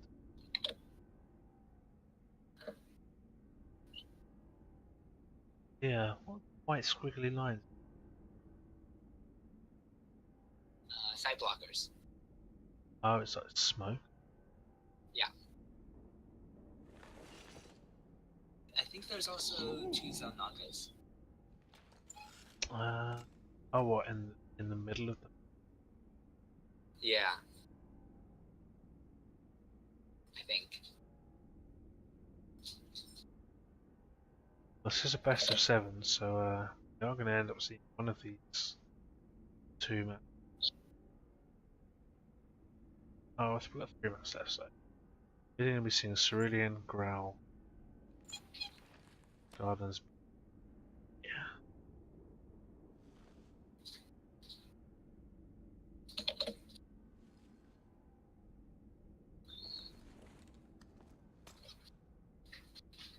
Have we seen Celestial?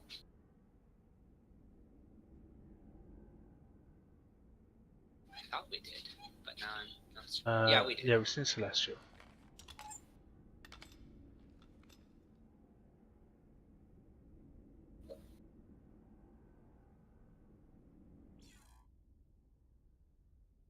Comment in, Jester. And he's dropped a lot of them. Oh, he was the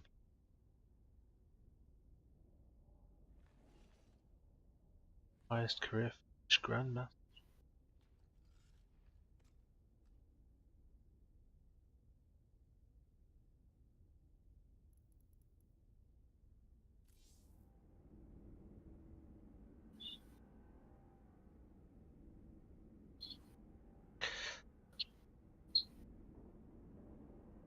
Or just choose him.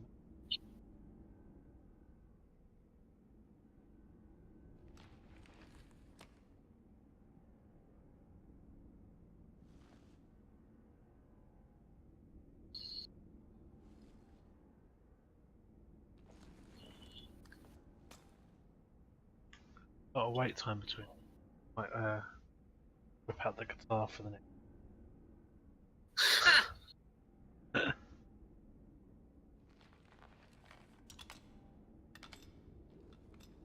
Play a bit of Metallica.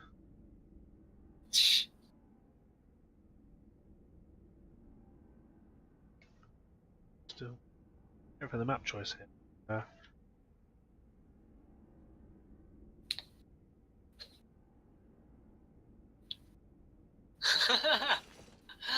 So, Jeterix was GM like 3 or 4 months ago, and so xCloud is worried for Typic. Yeah. Can't imagine what. No clue. I love it. We just went like a 4-gate all in now.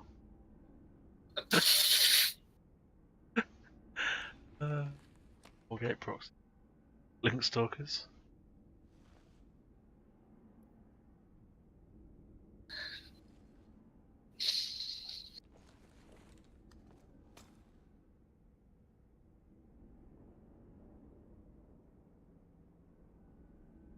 Cerulean Growl and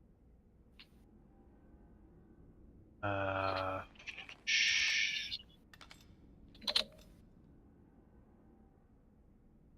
think we saw Sky Garden.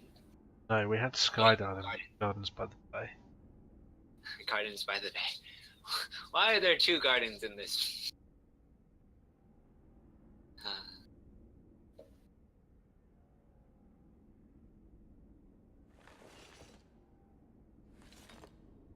Apparently these maps are being used. The tested. LMC.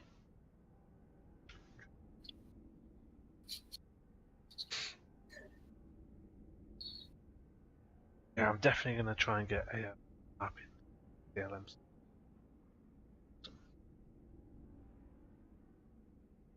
Maybe all in TheNydus will have to play on your map. Oh, the horrors. I shiver to think what map you're going to create.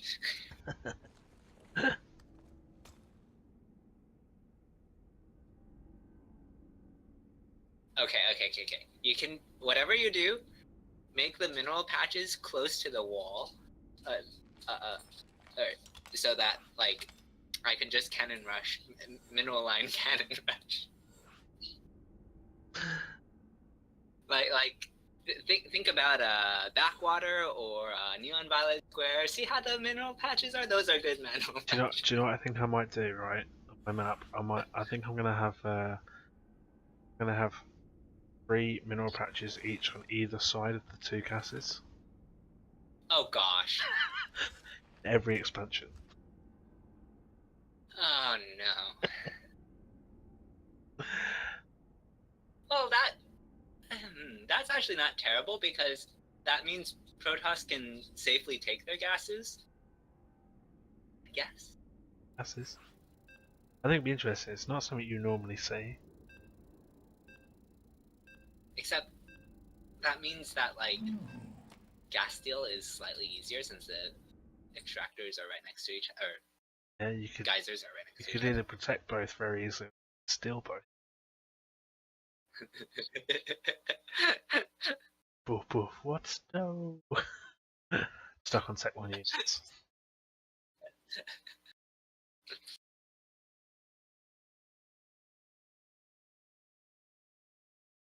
I think I'm going to do that actually.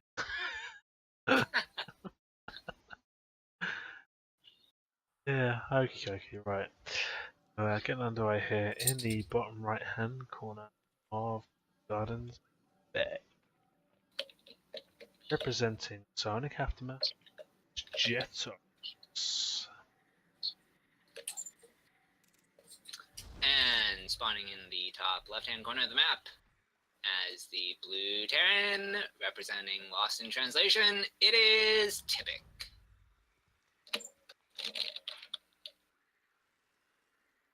Let's have a look at the center of this, shall we? They're not actually the. No, I guess not. Oh, it's just some kind of unit walk on that? Not sure. So,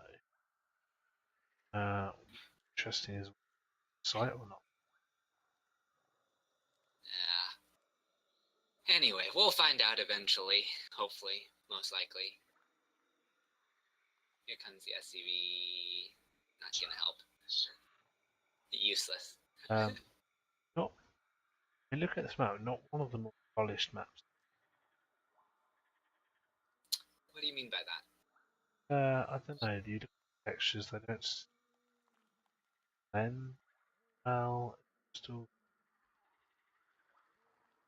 No, like the aesthetics. Yeah, actual design, the layout is fine. It's, as you say. Speaking of gas steals, the probe was on hold position there to prevent the SCV from taking that. So, good attention to detail by Jetorix. Although Jetorix not stealing the gas on the other side of the map, which, well, gas steals are mostly something you do to toss, unless you're cannon rushing. Then that's it. So Reaper coming out here for Typic. I know base here on Jetherics shortly. He's going to.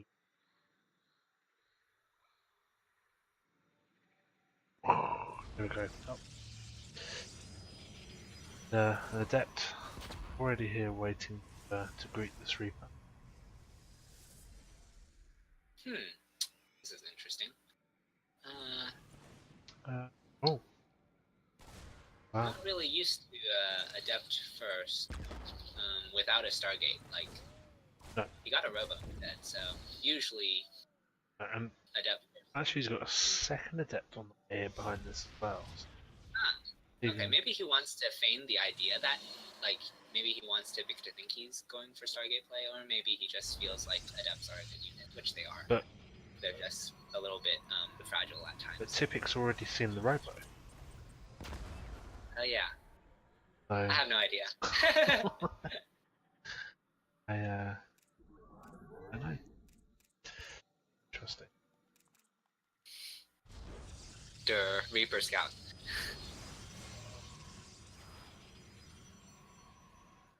Maybe he. I guess my question is, what is he saving all this gas for? Like, yes, he's getting the Observer, and yes, he's getting Blink, but both of those are kind of standard.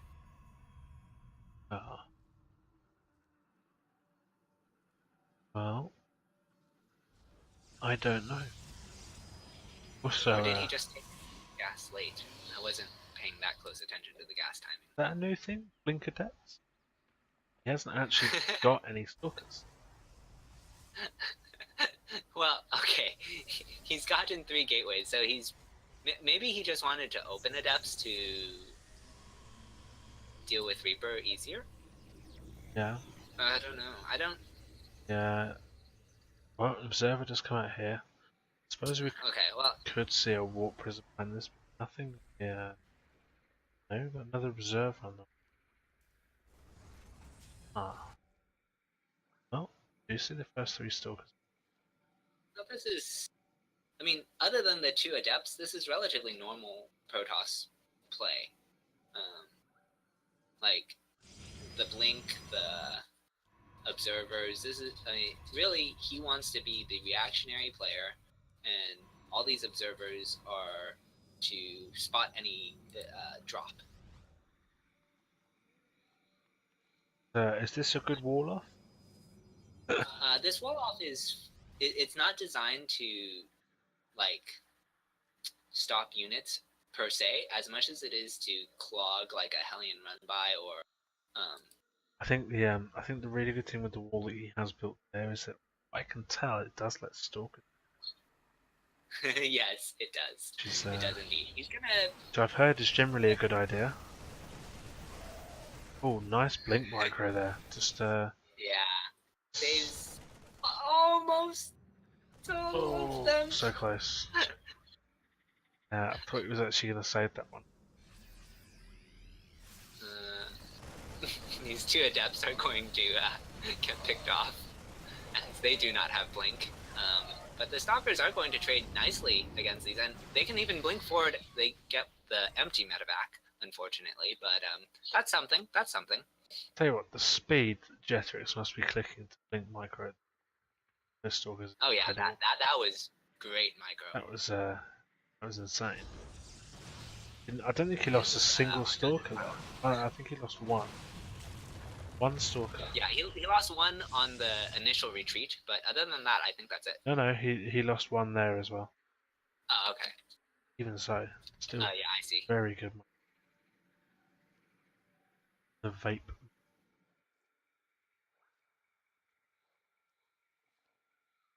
Could see that. Yeah, so good defense by Jetherics.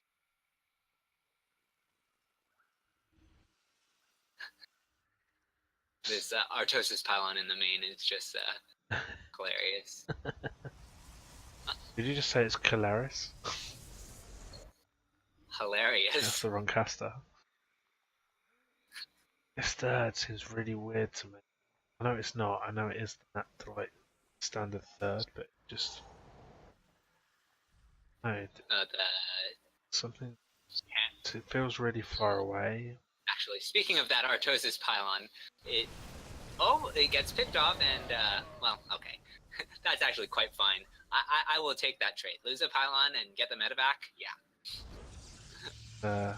My webcam isn't on, but I actually had a bit of a jaw drop moment there. It's going to teach Jetrix a bit of a lesson.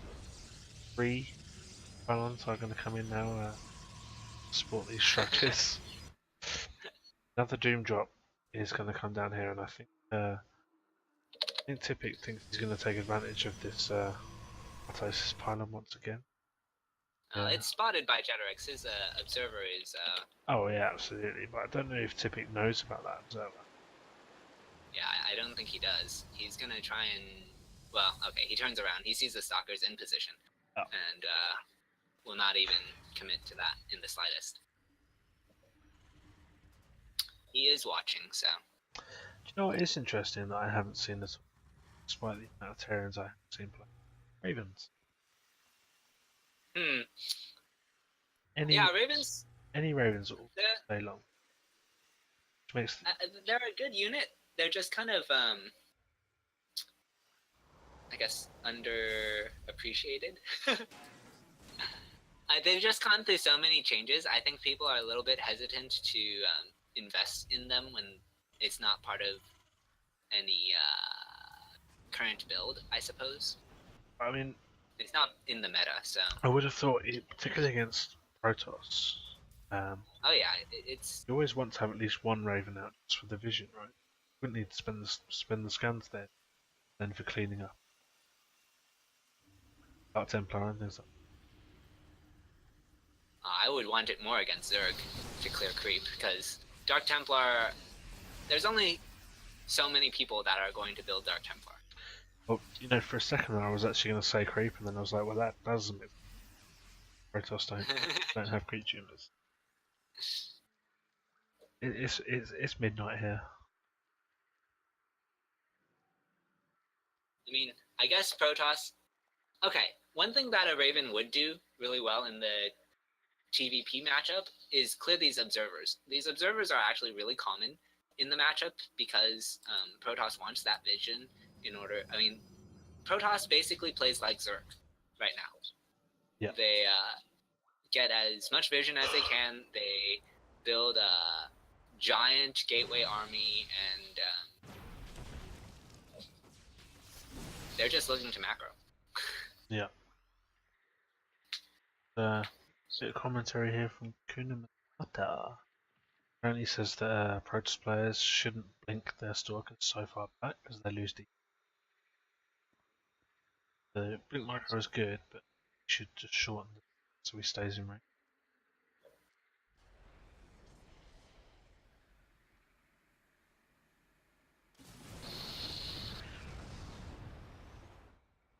Oop. It's quite a menacing army here for the Yeah. There are a number. Oh, that's actually a lot of charge lots. Yeah, and, I did not see those charge lots until they just suddenly come running around that corner. But okay. Yeah, so these stalkers. Well, actually, yeah. We've left the stalker phase of the game for sure. Yeah, I mean, this is going to be a very interesting engagement here. Jetrix is going to do. This is actually. I mean, Jet's going to do a lot of damage here with it. This is terrifying for the Terran. Here goes. Oh. No, wait, no, yep, wait, no. Yes, he's going in, okay. No, it just seems so indecisive, Jetrix keeps microing in, microing back. I want to see more force fields, but...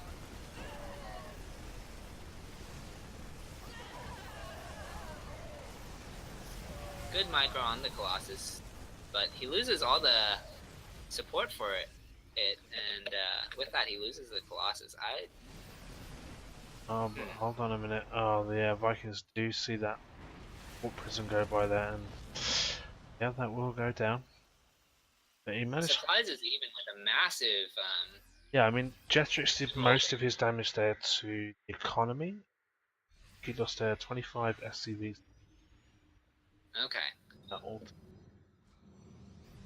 I mean, he's got a fair amount here to defend against. You see those ghosts? Ghosts in the. Yeah, I think I saw one. Yeah. Yeah, I hear the snipes, I just don't see them too well. Oh, I'm zoomed out, that's why. You see two more Colossus, so these Colossus are going to get a lot of work done here. Yeah, while the Zealots hold the front.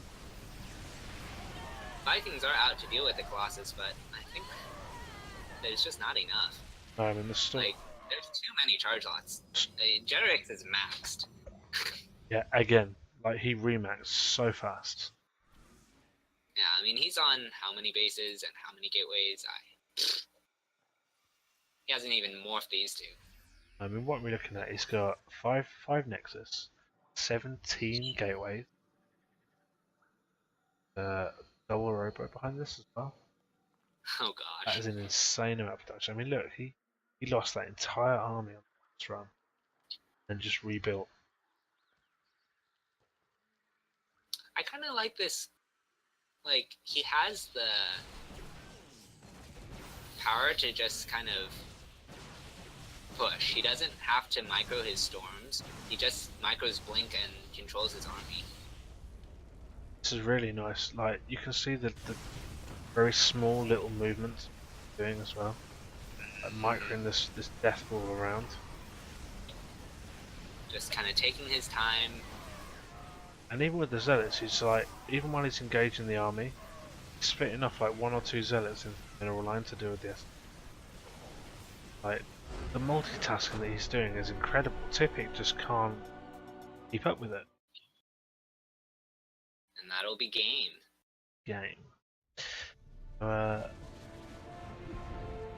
Gonna be heading into. I do like this intro screen. You know the WCS one. Oh yeah. It's got Artosis in the background. GG. Oh, okay, yeah. Yeah.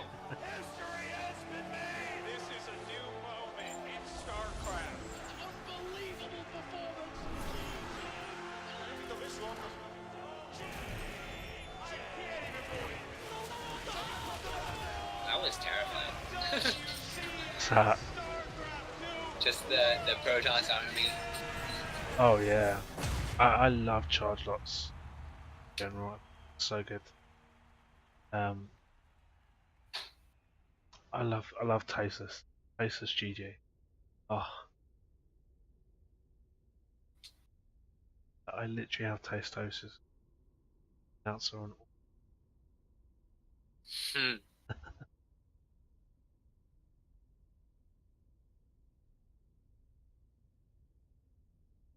Interesting fact. You know the AHGL. That's actually hosted by Day9. Huh. Sean Plott. Yeah. Yeah. Yeah. Didn't know he was involved with anything in StarCraft anymore. Yeah. So he hosts. Well, the thing is that AHGL isn't just StarCraft. You Overwatch. I see. So Overwatch. StarCraft among the. Yeah. There's 4 games. You Dota, League of Legends, Overwatch, and StarCraft season. Cool. Next season, I don't. StarCraft's even going to be Hmm. Heroes of the Storm. I Sean is going to be nasty. Okay. I think if I play my cards right, I might. Huh. That would be cool. Oh. But, I'm one of the. I think I'm the only. One of the only casters that has been casting other games. I see.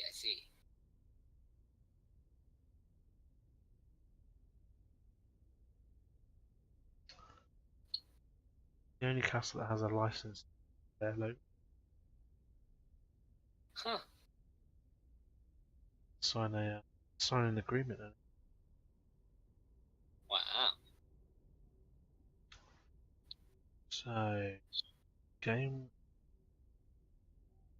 player in Data I see has just. Okay, so obviously Jetix is going to stay on.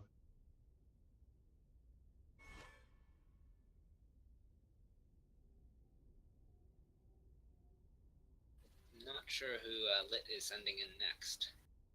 Well, they brought in the good one. Yeah. Right, that's kind of why I was like, huh?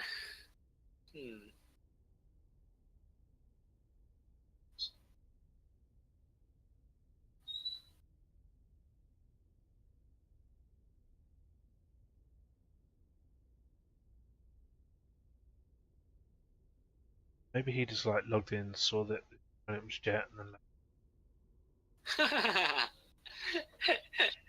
like, screw this, I'm off.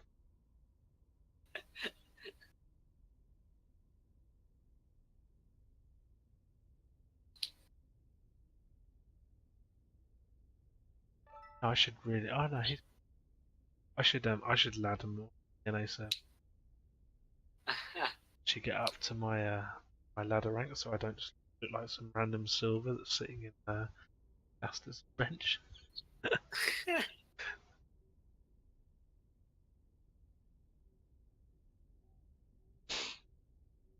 So I am actually Diamond League. Complete new promise. Tell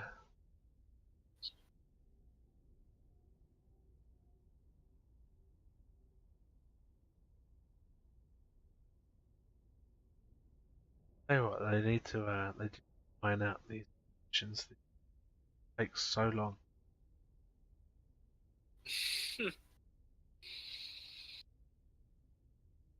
What maps do we have left?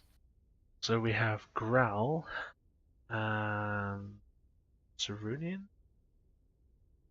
Yeah, Cerulean for Growl. But no, it's not the Growl at all. Just called Growl. I think Growl will probably get left to last. It's shit. Can't take a decent third. Swear on the Psionic Aftermath. I have no idea. No, somebody will tell me off if not. Yeah, language.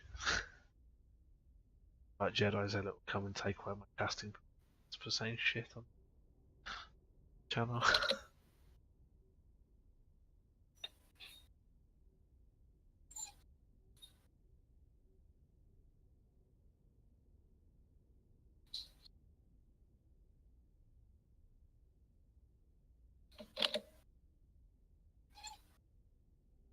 Come on, guys, choose a map.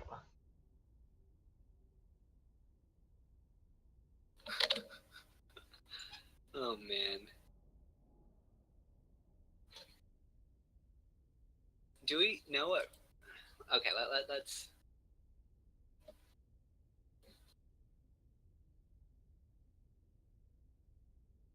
There is Okay, so we're going on to Growl.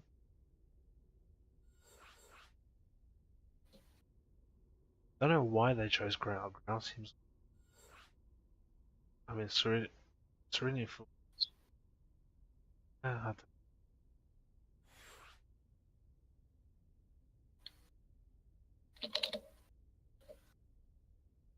well, he's Zerg, so like, I don't think. I think he chose Growl over Cerulean because it's probably worse for Protoss than for Zerg. Yeah. Good one. Good one's playing Terra. No, he's Zerg. I think. So like, I think the expansion problem is Protoss's problem more than it is Zerg's problem.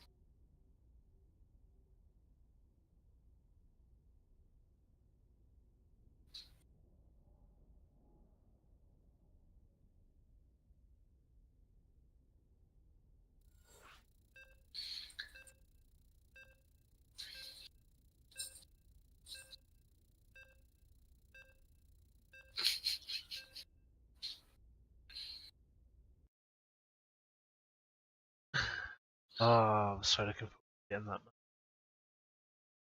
I don't know if you know, I actually did an entry for the rock cabinet last year. Oh, okay. I don't know if you. I mean, you don't play co-op, do you? No. My world is 1v1 ladder and a couple other little things here and there. Yeah, I'll play anything. Well, not anything. I like Overwatch, but right. Well, oh, look at that on the right-hand side. That'd be a beautiful place to cannon rush.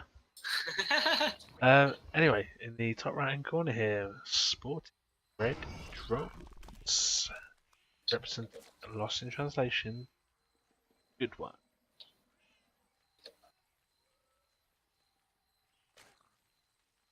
And spawning in the bottom left-hand corner of the map as the blue Protoss with a strong charge slot game. It is Jetrix.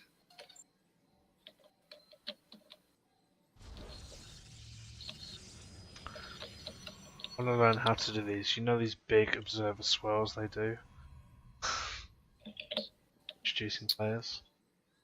Whoosh, whoosh, whoosh, whoosh, whoosh, whoosh. Where is it? Where is I don't think I have the right settings on my. No, it's trying to scroll. Same time. Oh. You need it, I think. Nah, I don't think I can get it with this. I think. Yeah. See on this map. Be fun. Okay, so both players. Actually, that is a very quick expansion. Oh no, not really. It's PVZ. Okay. It's normal for this. Yeah, no, I was just. Actually, what I am concerned about is if you put his pylon in the right spot. I'm not sure if he can wall this properly now. I can't tell. Nope. No, he can't. That's what that pylon says. It's like, oh crap. Yeah. That's the oh crap pylon. It's the oh dear, I'm about to lose to a Baning bus pylon.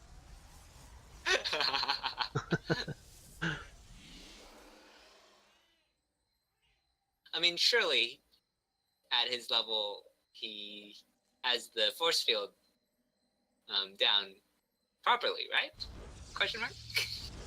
I mean, he will complete the wall with the gateway. Nice adept coming in there just at the last second to hold back these things. Chronoed out, so. Ah, fair enough. I don't know which third to take. There isn't a third base. This is actually a considerable amount of damage. He will pick off the first adept. Jetrix has walled behind this. He might have to. Okay, the Lings are not targeting that pylon, so that's a moot point. Although there are more Lings. This is just like Ling Flood Central. Is there a Banding Nest down? No, just Lings. And this is very. He needs more shield batteries if he wants to use shield batteries to hold this wall, but I think the adept count is just growing too fast. There we go. They do manage to get in around that gateway. Yeah. Okay, he got the gateway, so now things get really dicey for Jetrix. And this. I mean, if he can push this back, he'll be in a very good position. Yeah. Right. If he can push this back. If he can push this back. Needs to chrono out that wall gate tech quickly. Okay, so pylons do get pulled down from the main here. Help defend. Lings are gonna run into the main. He might have to just like temporarily abandon the main. Yeah, I think that's what he's gonna do. He's gonna seek solace behind these gateways here, and now the gateway does go down. I mean, Warp Tech has finished, yeah, but Warp Tech. He He hasn't converted this gateway into 4K yet.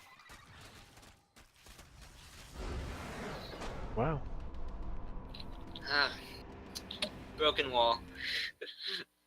Bad pylon. That first pylon. This is the. I don't know. The thing that makes it so difficult as a Protoss player is like you mess up your building placement is most critical in PvZ. You screw up that first pylon, you can just die like that. Yeah.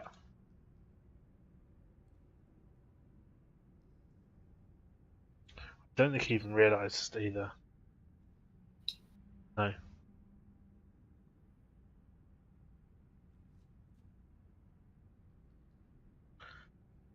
Proof there that even the best of us can lose to elite.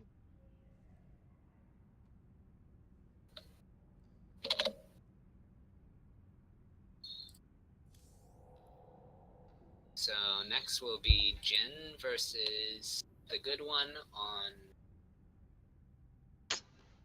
Yeah, and this will be the final game of the night, I believe. Yeah. 3-3. Going the distance. I think he really needed a second shield battery. And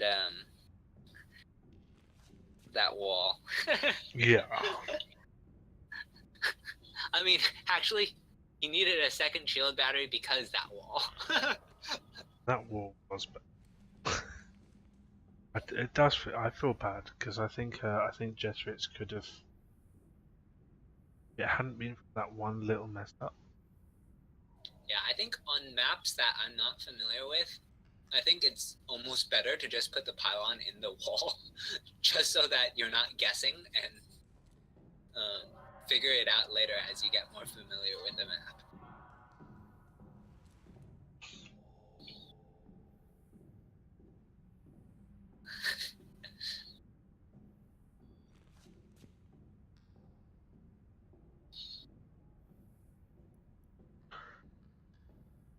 I think Jin is just in a match at the minute.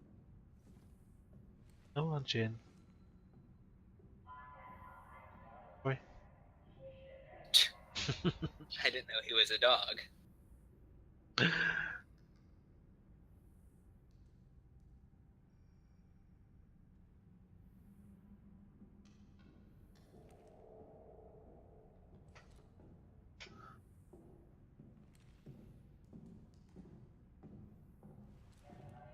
Okay.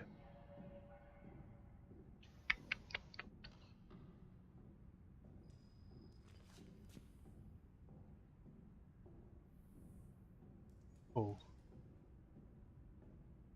Waiting on the microphone. Oh, I don't know what I'm saying.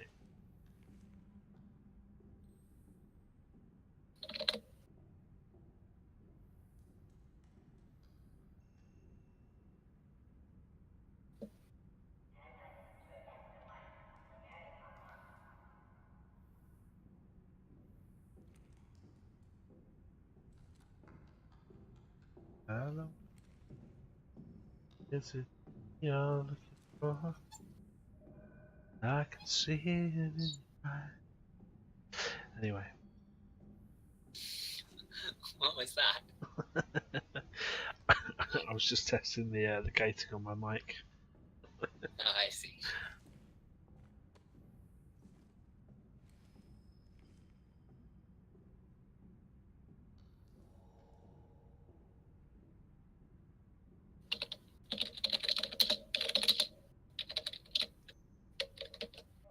Bum bum bum. Bum bum bum. And now for your commercial intermission. This has been brought to you by... Oh, man.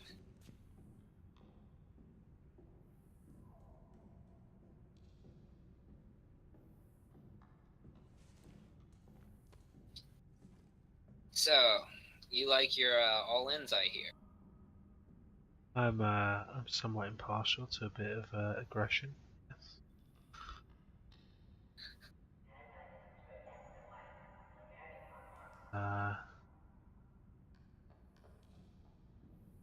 Oh. Tell you what, while we're waiting.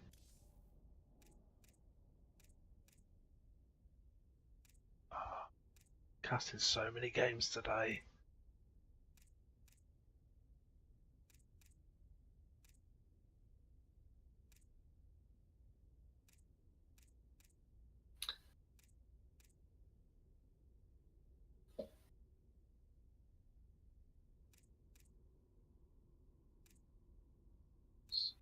No, I don't have any. I can co-cast anyway. We don't want to make them wait. Should we? Where is the? Okay. Oh no, what did I do? According to this, the good one is a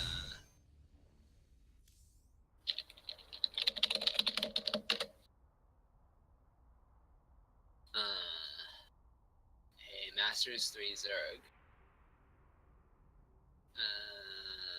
His win rate against Terran is 46%. He does best against Protoss. So, Are you looking at the good one? Yeah? Yeah. So, this should be easier for Jin than Jedrix, I guess. If we're looking at it from a statistical standpoint. I saw Jin was on. Okay, there's. Okay, let's. This profile.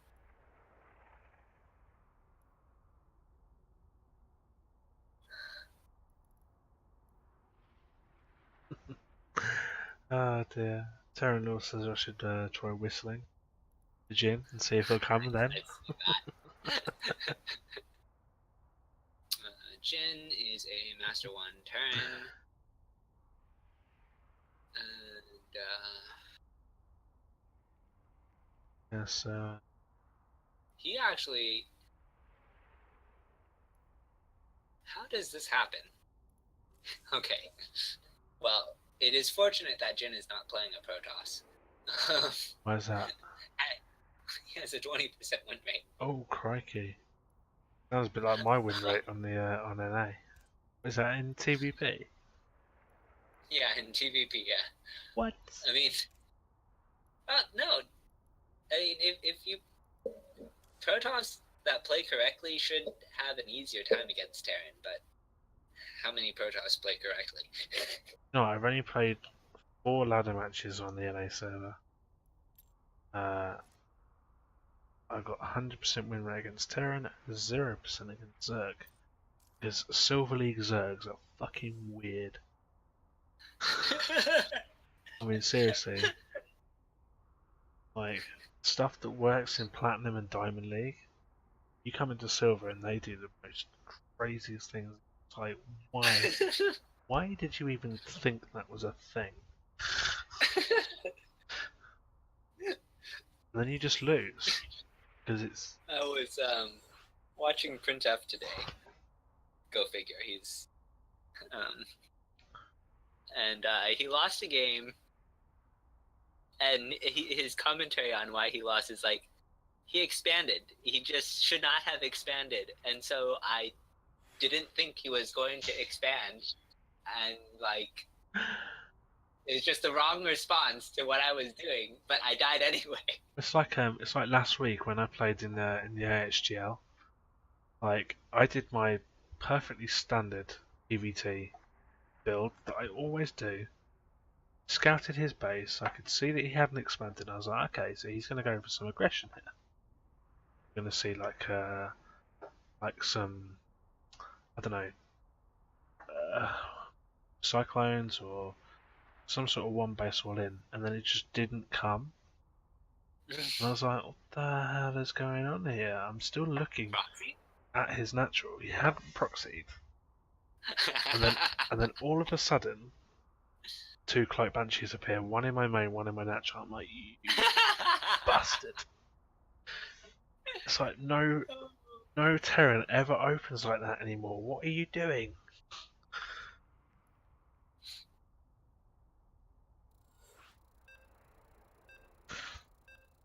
Yeah, so that caught me completely off guard. And they were cloaked, didn't have any cannons, didn't have any observers, and I was like, hey, goodbye probes. It is a flying DT. Good luck, have fun. Yeah. Okay. Well, getting into the game here. Is that acid rain? Okay. Well, spawning in the top right hand corner here with the red drones representing Lost in Translation. It's the good one.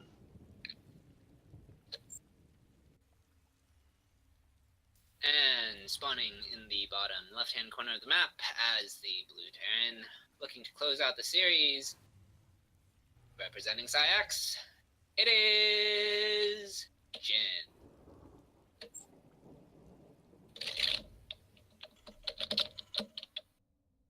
Natural ramp. A lot of natural ramps, right? This is actually the distance from the... Let's see we go. Scout, okay. Distance from the natural to the third isn't as far as I thought it was on this map.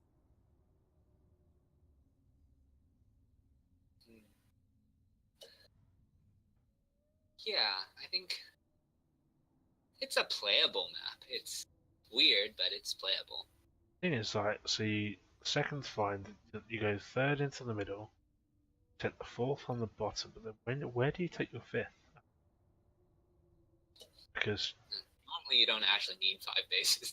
no, but I mean, but yeah, I'm not entirely certain. but if you did, like, if it got to that stage, as the Zerg, you go up, but but there is no up. like, You can go. well, not as the Zerg. I'm sorry.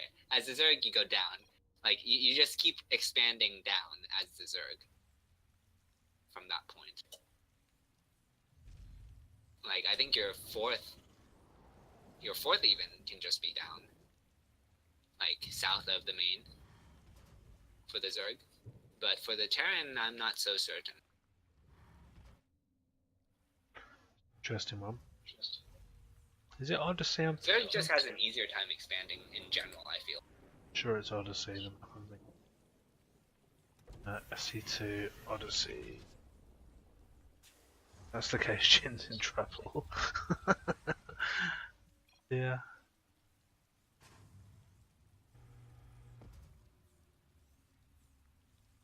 No, not Odyssey.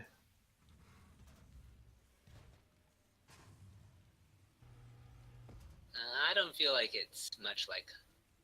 No, Odyssey's not the map I was thinking of. Okay. Must be. Well, let's have a look at the ladder maps. From.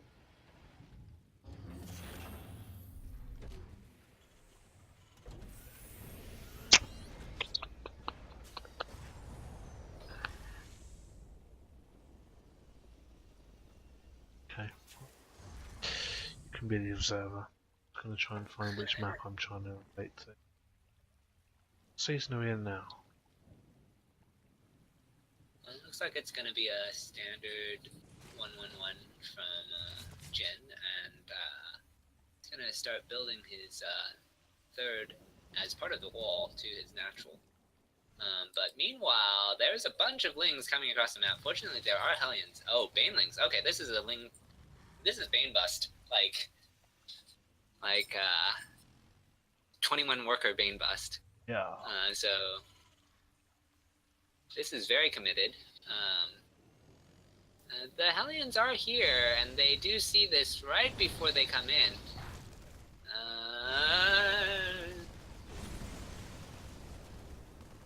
Wow. Is this going to be... I don't feel like this is enough damage for the good one. No, I think Jin's done a pretty good job. Yeah, as long as he doesn't Well, okay. Oh, getting that SCV on the command center is really nice. That means he can potentially pick that off. Yeah, and He's Baning's, not gonna go for it just. yeah, that third CC, so close to finishing up. Yeah, like 99.9%, and it has to be cancelled. Yeah, he does cancel it. Oh. Banelings are done, and they are going to push up this. And, okay. Yeah. They will break in, and Hellions are here. He's getting more damage, but, nope. Okay. Actually, this is...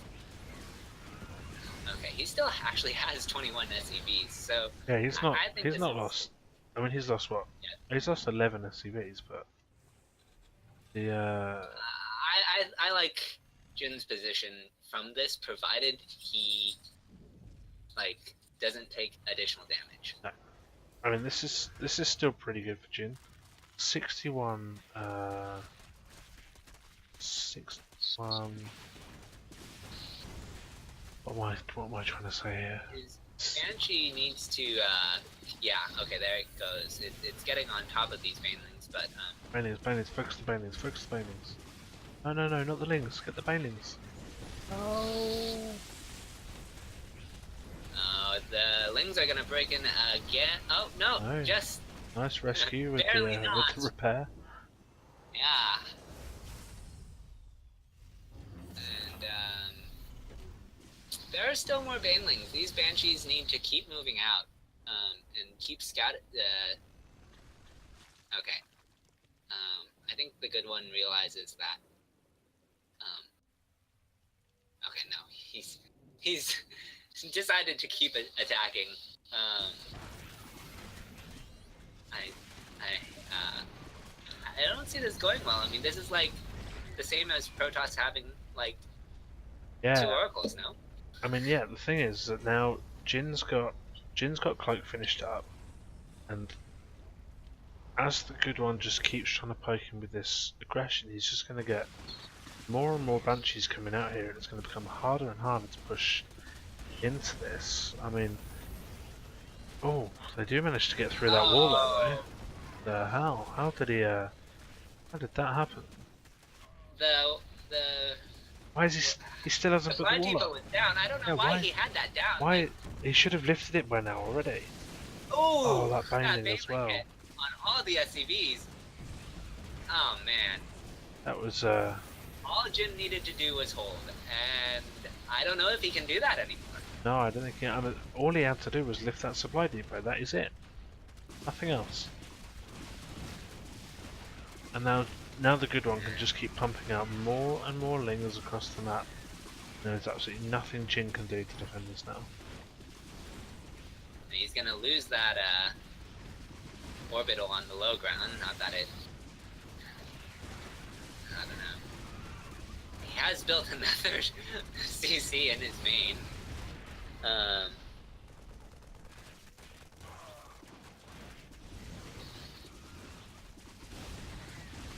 I mean, okay. Well, he still has mules, right? Yeah. Mules are something, I guess. But I think good one. Down to 3 workers. Yeah. Well, okay. So the good one looks like he's gonna slow down with the aggression here.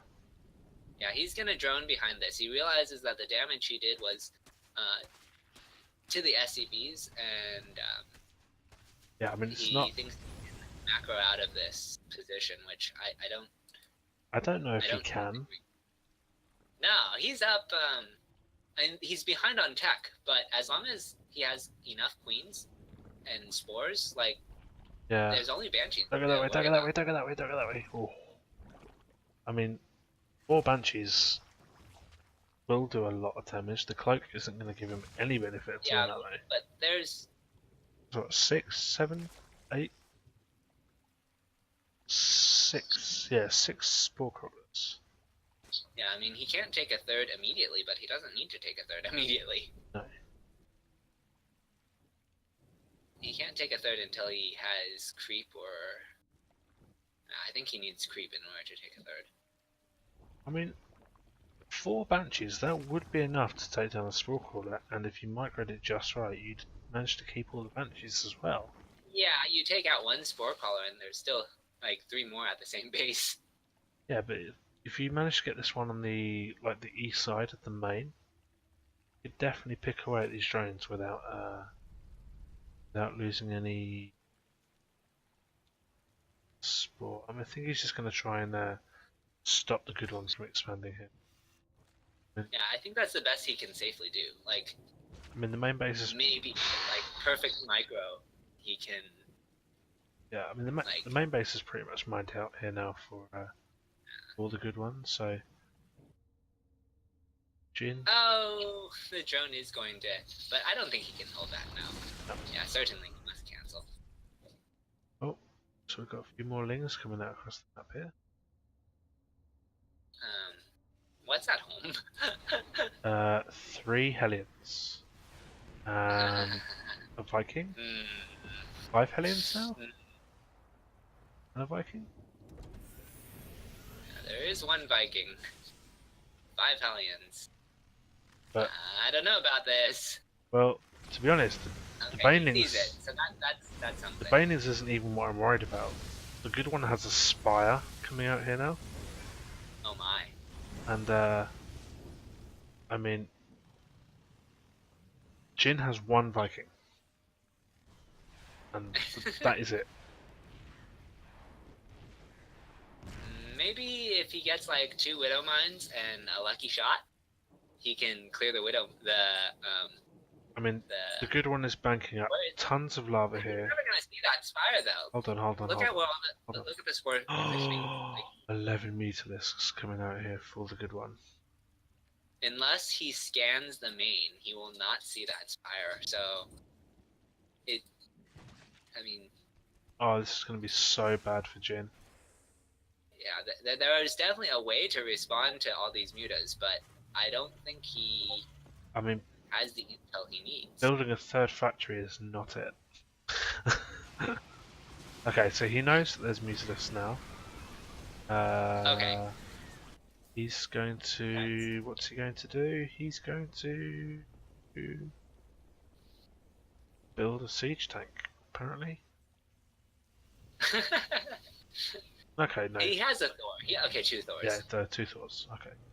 Okay, I feel like that's enough. Well, it will be if he actually manages to get them out in time. These mutas are making a beeline for the natural here, and the Thors are not even halfway done yet. So. Oh wow, yeah, those Thors are. You're right. They are very late. You see a missile turret finish up in the natural there. 1 already in the main, but I mean, there's 11 Mutalisks here. They don't care about no. There's too many lings. He doesn't have any Hellions left to deal with that. So like, he's just losing so many SCVs. Oh, first, second Thor finish up here. That's something. Second Thor pops. Okay, these mutas probably need to turn around. Does manage to pick off 1 of the Thors there. I think the second one will go down as well, but no, the SCVs do turn up to repair that. So, okay. This is so scrappy, this match. 35 SCVs go down for Jin. The good one has now managed to take that 3rd base. Look, his main has literally no minerals left at all. There's only 1 mineral patch with anything on it. Natural is already starting to mine out some of its mineral patches as well. So I think if I mean, Jin just needs to push in and deny that 3rd again. I don't see how he does that though. Like, he can't move out like this. So, I mean, 2 medivacs and then just drop the Thors? Maybe. Okay, that is. He could. That is one possible way, but He could just. like, He could just I mean, he could do a Thor. Oh, okay. Well, the good one. Yeah, maybe irrelevant. Yeah, he's not going to manage to. Will he manage to save that command center? Surely not. Okay. Yeah, he does. No, he can get it. You can repair things when they're floating. So. Yeah, no, I get that. I just didn't think he was actually going to get away. Oh, I see. There weren't that many mutas left, so once he lifted, the DPS on the orbital went down. Yeah, so Tolo says we're 15 minutes into this game. I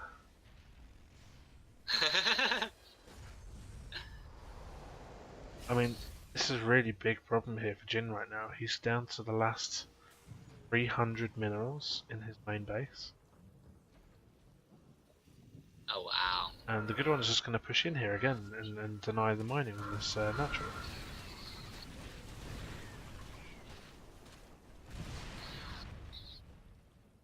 You know, I think He needs to bring this. I was gonna say a bunker would be nice, but he's gone mech, so that means he needs a tank? Question mark. He can't even afford. You can't even afford the Yeah. bunker. He needs to rebuild his economy. What he needs to do is bring these units forward, because hovering around this ramp, he needs to get them down onto that natural ramp to stop the Zerg. Keep poking in. So the good one is going to pull back now. The fourth base is down on the northeast side, and we see swarm hosts here for this one. I think that's gonna be very difficult. That's not going to go well at all. Jin. Yeah. How many are there? There's a lot. There's only. Well, no, he's got what 10 moving out onto the map here. And Yeah. I mean, he does see them with that Hellion. Hellion just going to run by and do Just scouting. nothing. Okay. He's just seeing whether the third is there and So any army he runs into. There is a fourth for the Zerg as well. yeah, I mean, I think this is. Jin is actually managing to mine quite heavily behind this. Obviously, he's stored up a lot of energy here on these command centers, so a ton of mules have dropped down here now to get this mineral count back up. It's actually got 38 workers to the 44 of the good one, so it's not. It's not great for him at the minute, but I don't think he's in the absolute worst position he could be in, although these swarm hosts and banelings might very well change that here in just a moment. Oh, nice pick up there on the two Thors. I like that a lot. Yeah, Thors, when microed, do very well against swarm hosts. Yeah. Very nice pick up there. I thought he was going to lose those for a brief moment. Because, like, you can engage the swarm host, they'll have to launch their locust, and then you just pick up, and the locusts have landed, and you're gone. I think Jin is still in this game here. Yeah. Like, it's not comfortable by any means, but he's on 4 bases. Well, 3 bases. He's moved the main out. Okay, yeah, sorry. Yeah.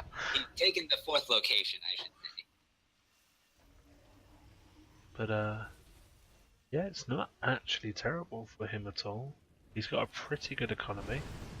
He just needs to bolster up this army, really. Good Thorn micro. Very could good use Thorn some micro. repairing, but there it goes. Oh, but look at all these swarm hosts now about to drop into this. Here comes the. Well, there's actually not much there. So he's able to clean up the Lingbane Muta fairly easily. Almost loses the sensor tower, but that is also repaired. Yeah. And the swarm hosts are going home. And the thing is that the supply looks very heavily in favour of the good one, but swarm hosts. Well, that's inflated by the swarm hosts. I mean, swarm hosts are so supply heavy for what they provide. There's a lot of them, though. I mean, they're six supply each, if I remember. Oh gosh.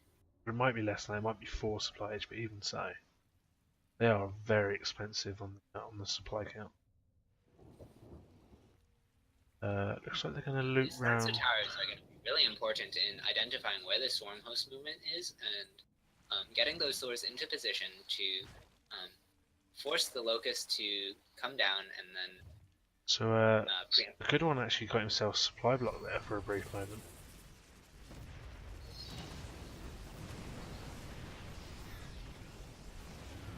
He didn't engage the locust early enough, No. so he is going to be forced to lift. But he only lost. I mean, considering how many was there, he only lost 3 workers.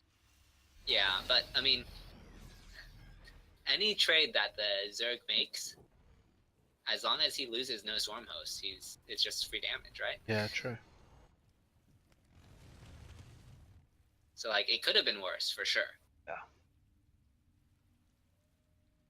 You should just wait for the locusts to pop and then drop the Thors like behind. And then fuck you. Here we go, another. Here come the locusts again. Another wave.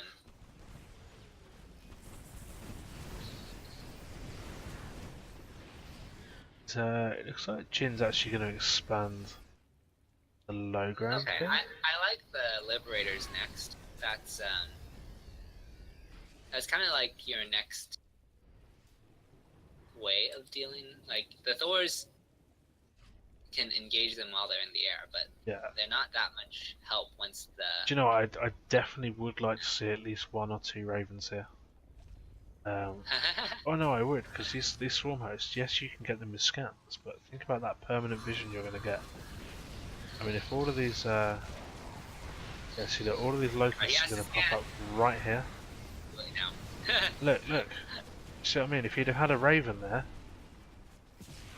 that would have been completely different engagement. He wouldn't have lost all the army that he did there. And I mean, this has turned. Jin has lost so much in that single engagement there. Yeah, that was very painful. Completely turning the good one's favour. And as I say, a single raven, he'd have killed half of those swarm hosts before they'd even put the locusts out. It'd have been a very different game from here on out.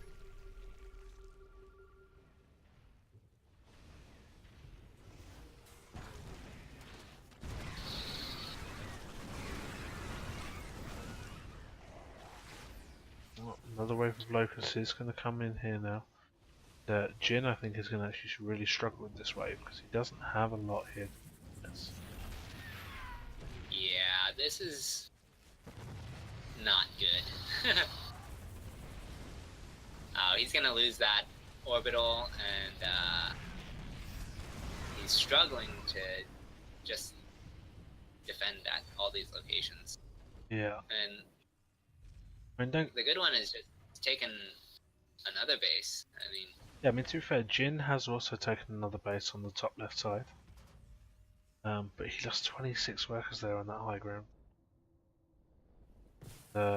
These swarm hosts are just going to keep going again and again and again. I think he's maxed out. He's maxed out on swarm hosts. Oh no. Oh, I see. There's some Hydraling Bane. Yeah, no, he's gonna bring in Brood Lords behind this. Oh boy. I hadn't even seen the Great Spire go down. I was so busy watching the swarm hosts. He's already got +2 air attack on him.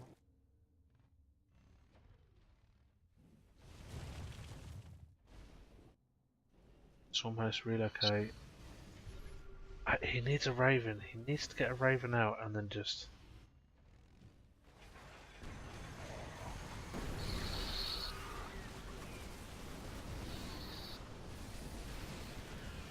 Locusts are going to deal so much damage.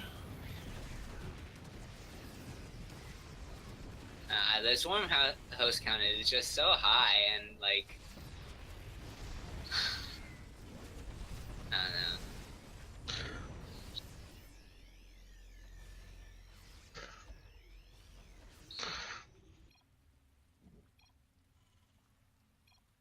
don't know.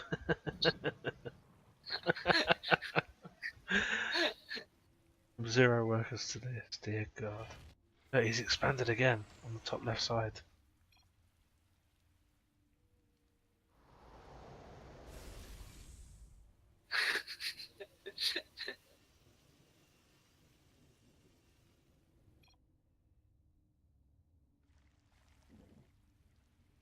Well, yeah, I mean, look, how many Broodlords is that? What's that? 12 Broodlords? This is gonna make things very difficult very quickly. This is why Zerg are free units.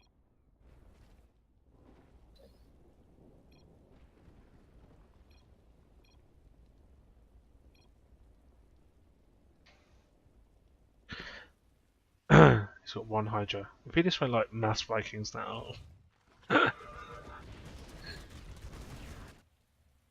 Oh, siege tanks. Not sure. I'm not sure siege tanks is the appropriate counter to Broodlords.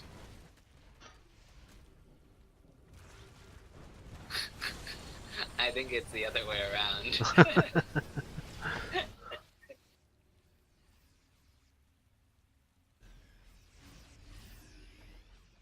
But then again, this is Jin, and we've seen him do weirder things. He might just, I don't know.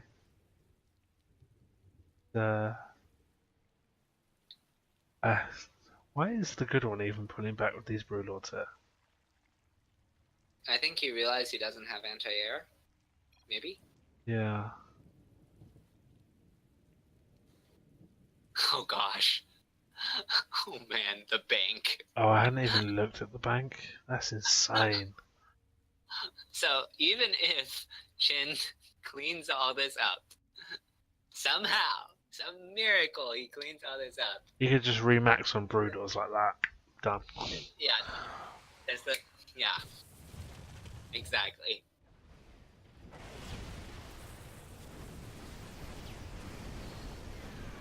God, build a Raven! Build a Raven! Well, the Liberator's actually going to do a fair amount of damage here, although those 3 Hydralisks in the back there on their own, just picking this apart.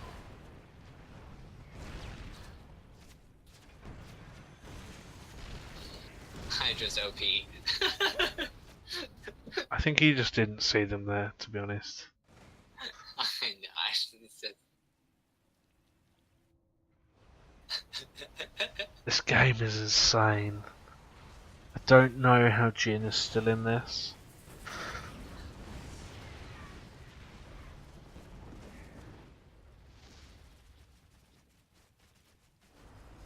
Just send the Broodlords.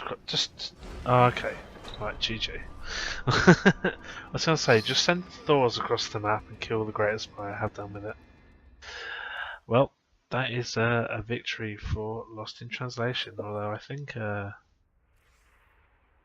we should just give Jin the trophy for like the best hold ever.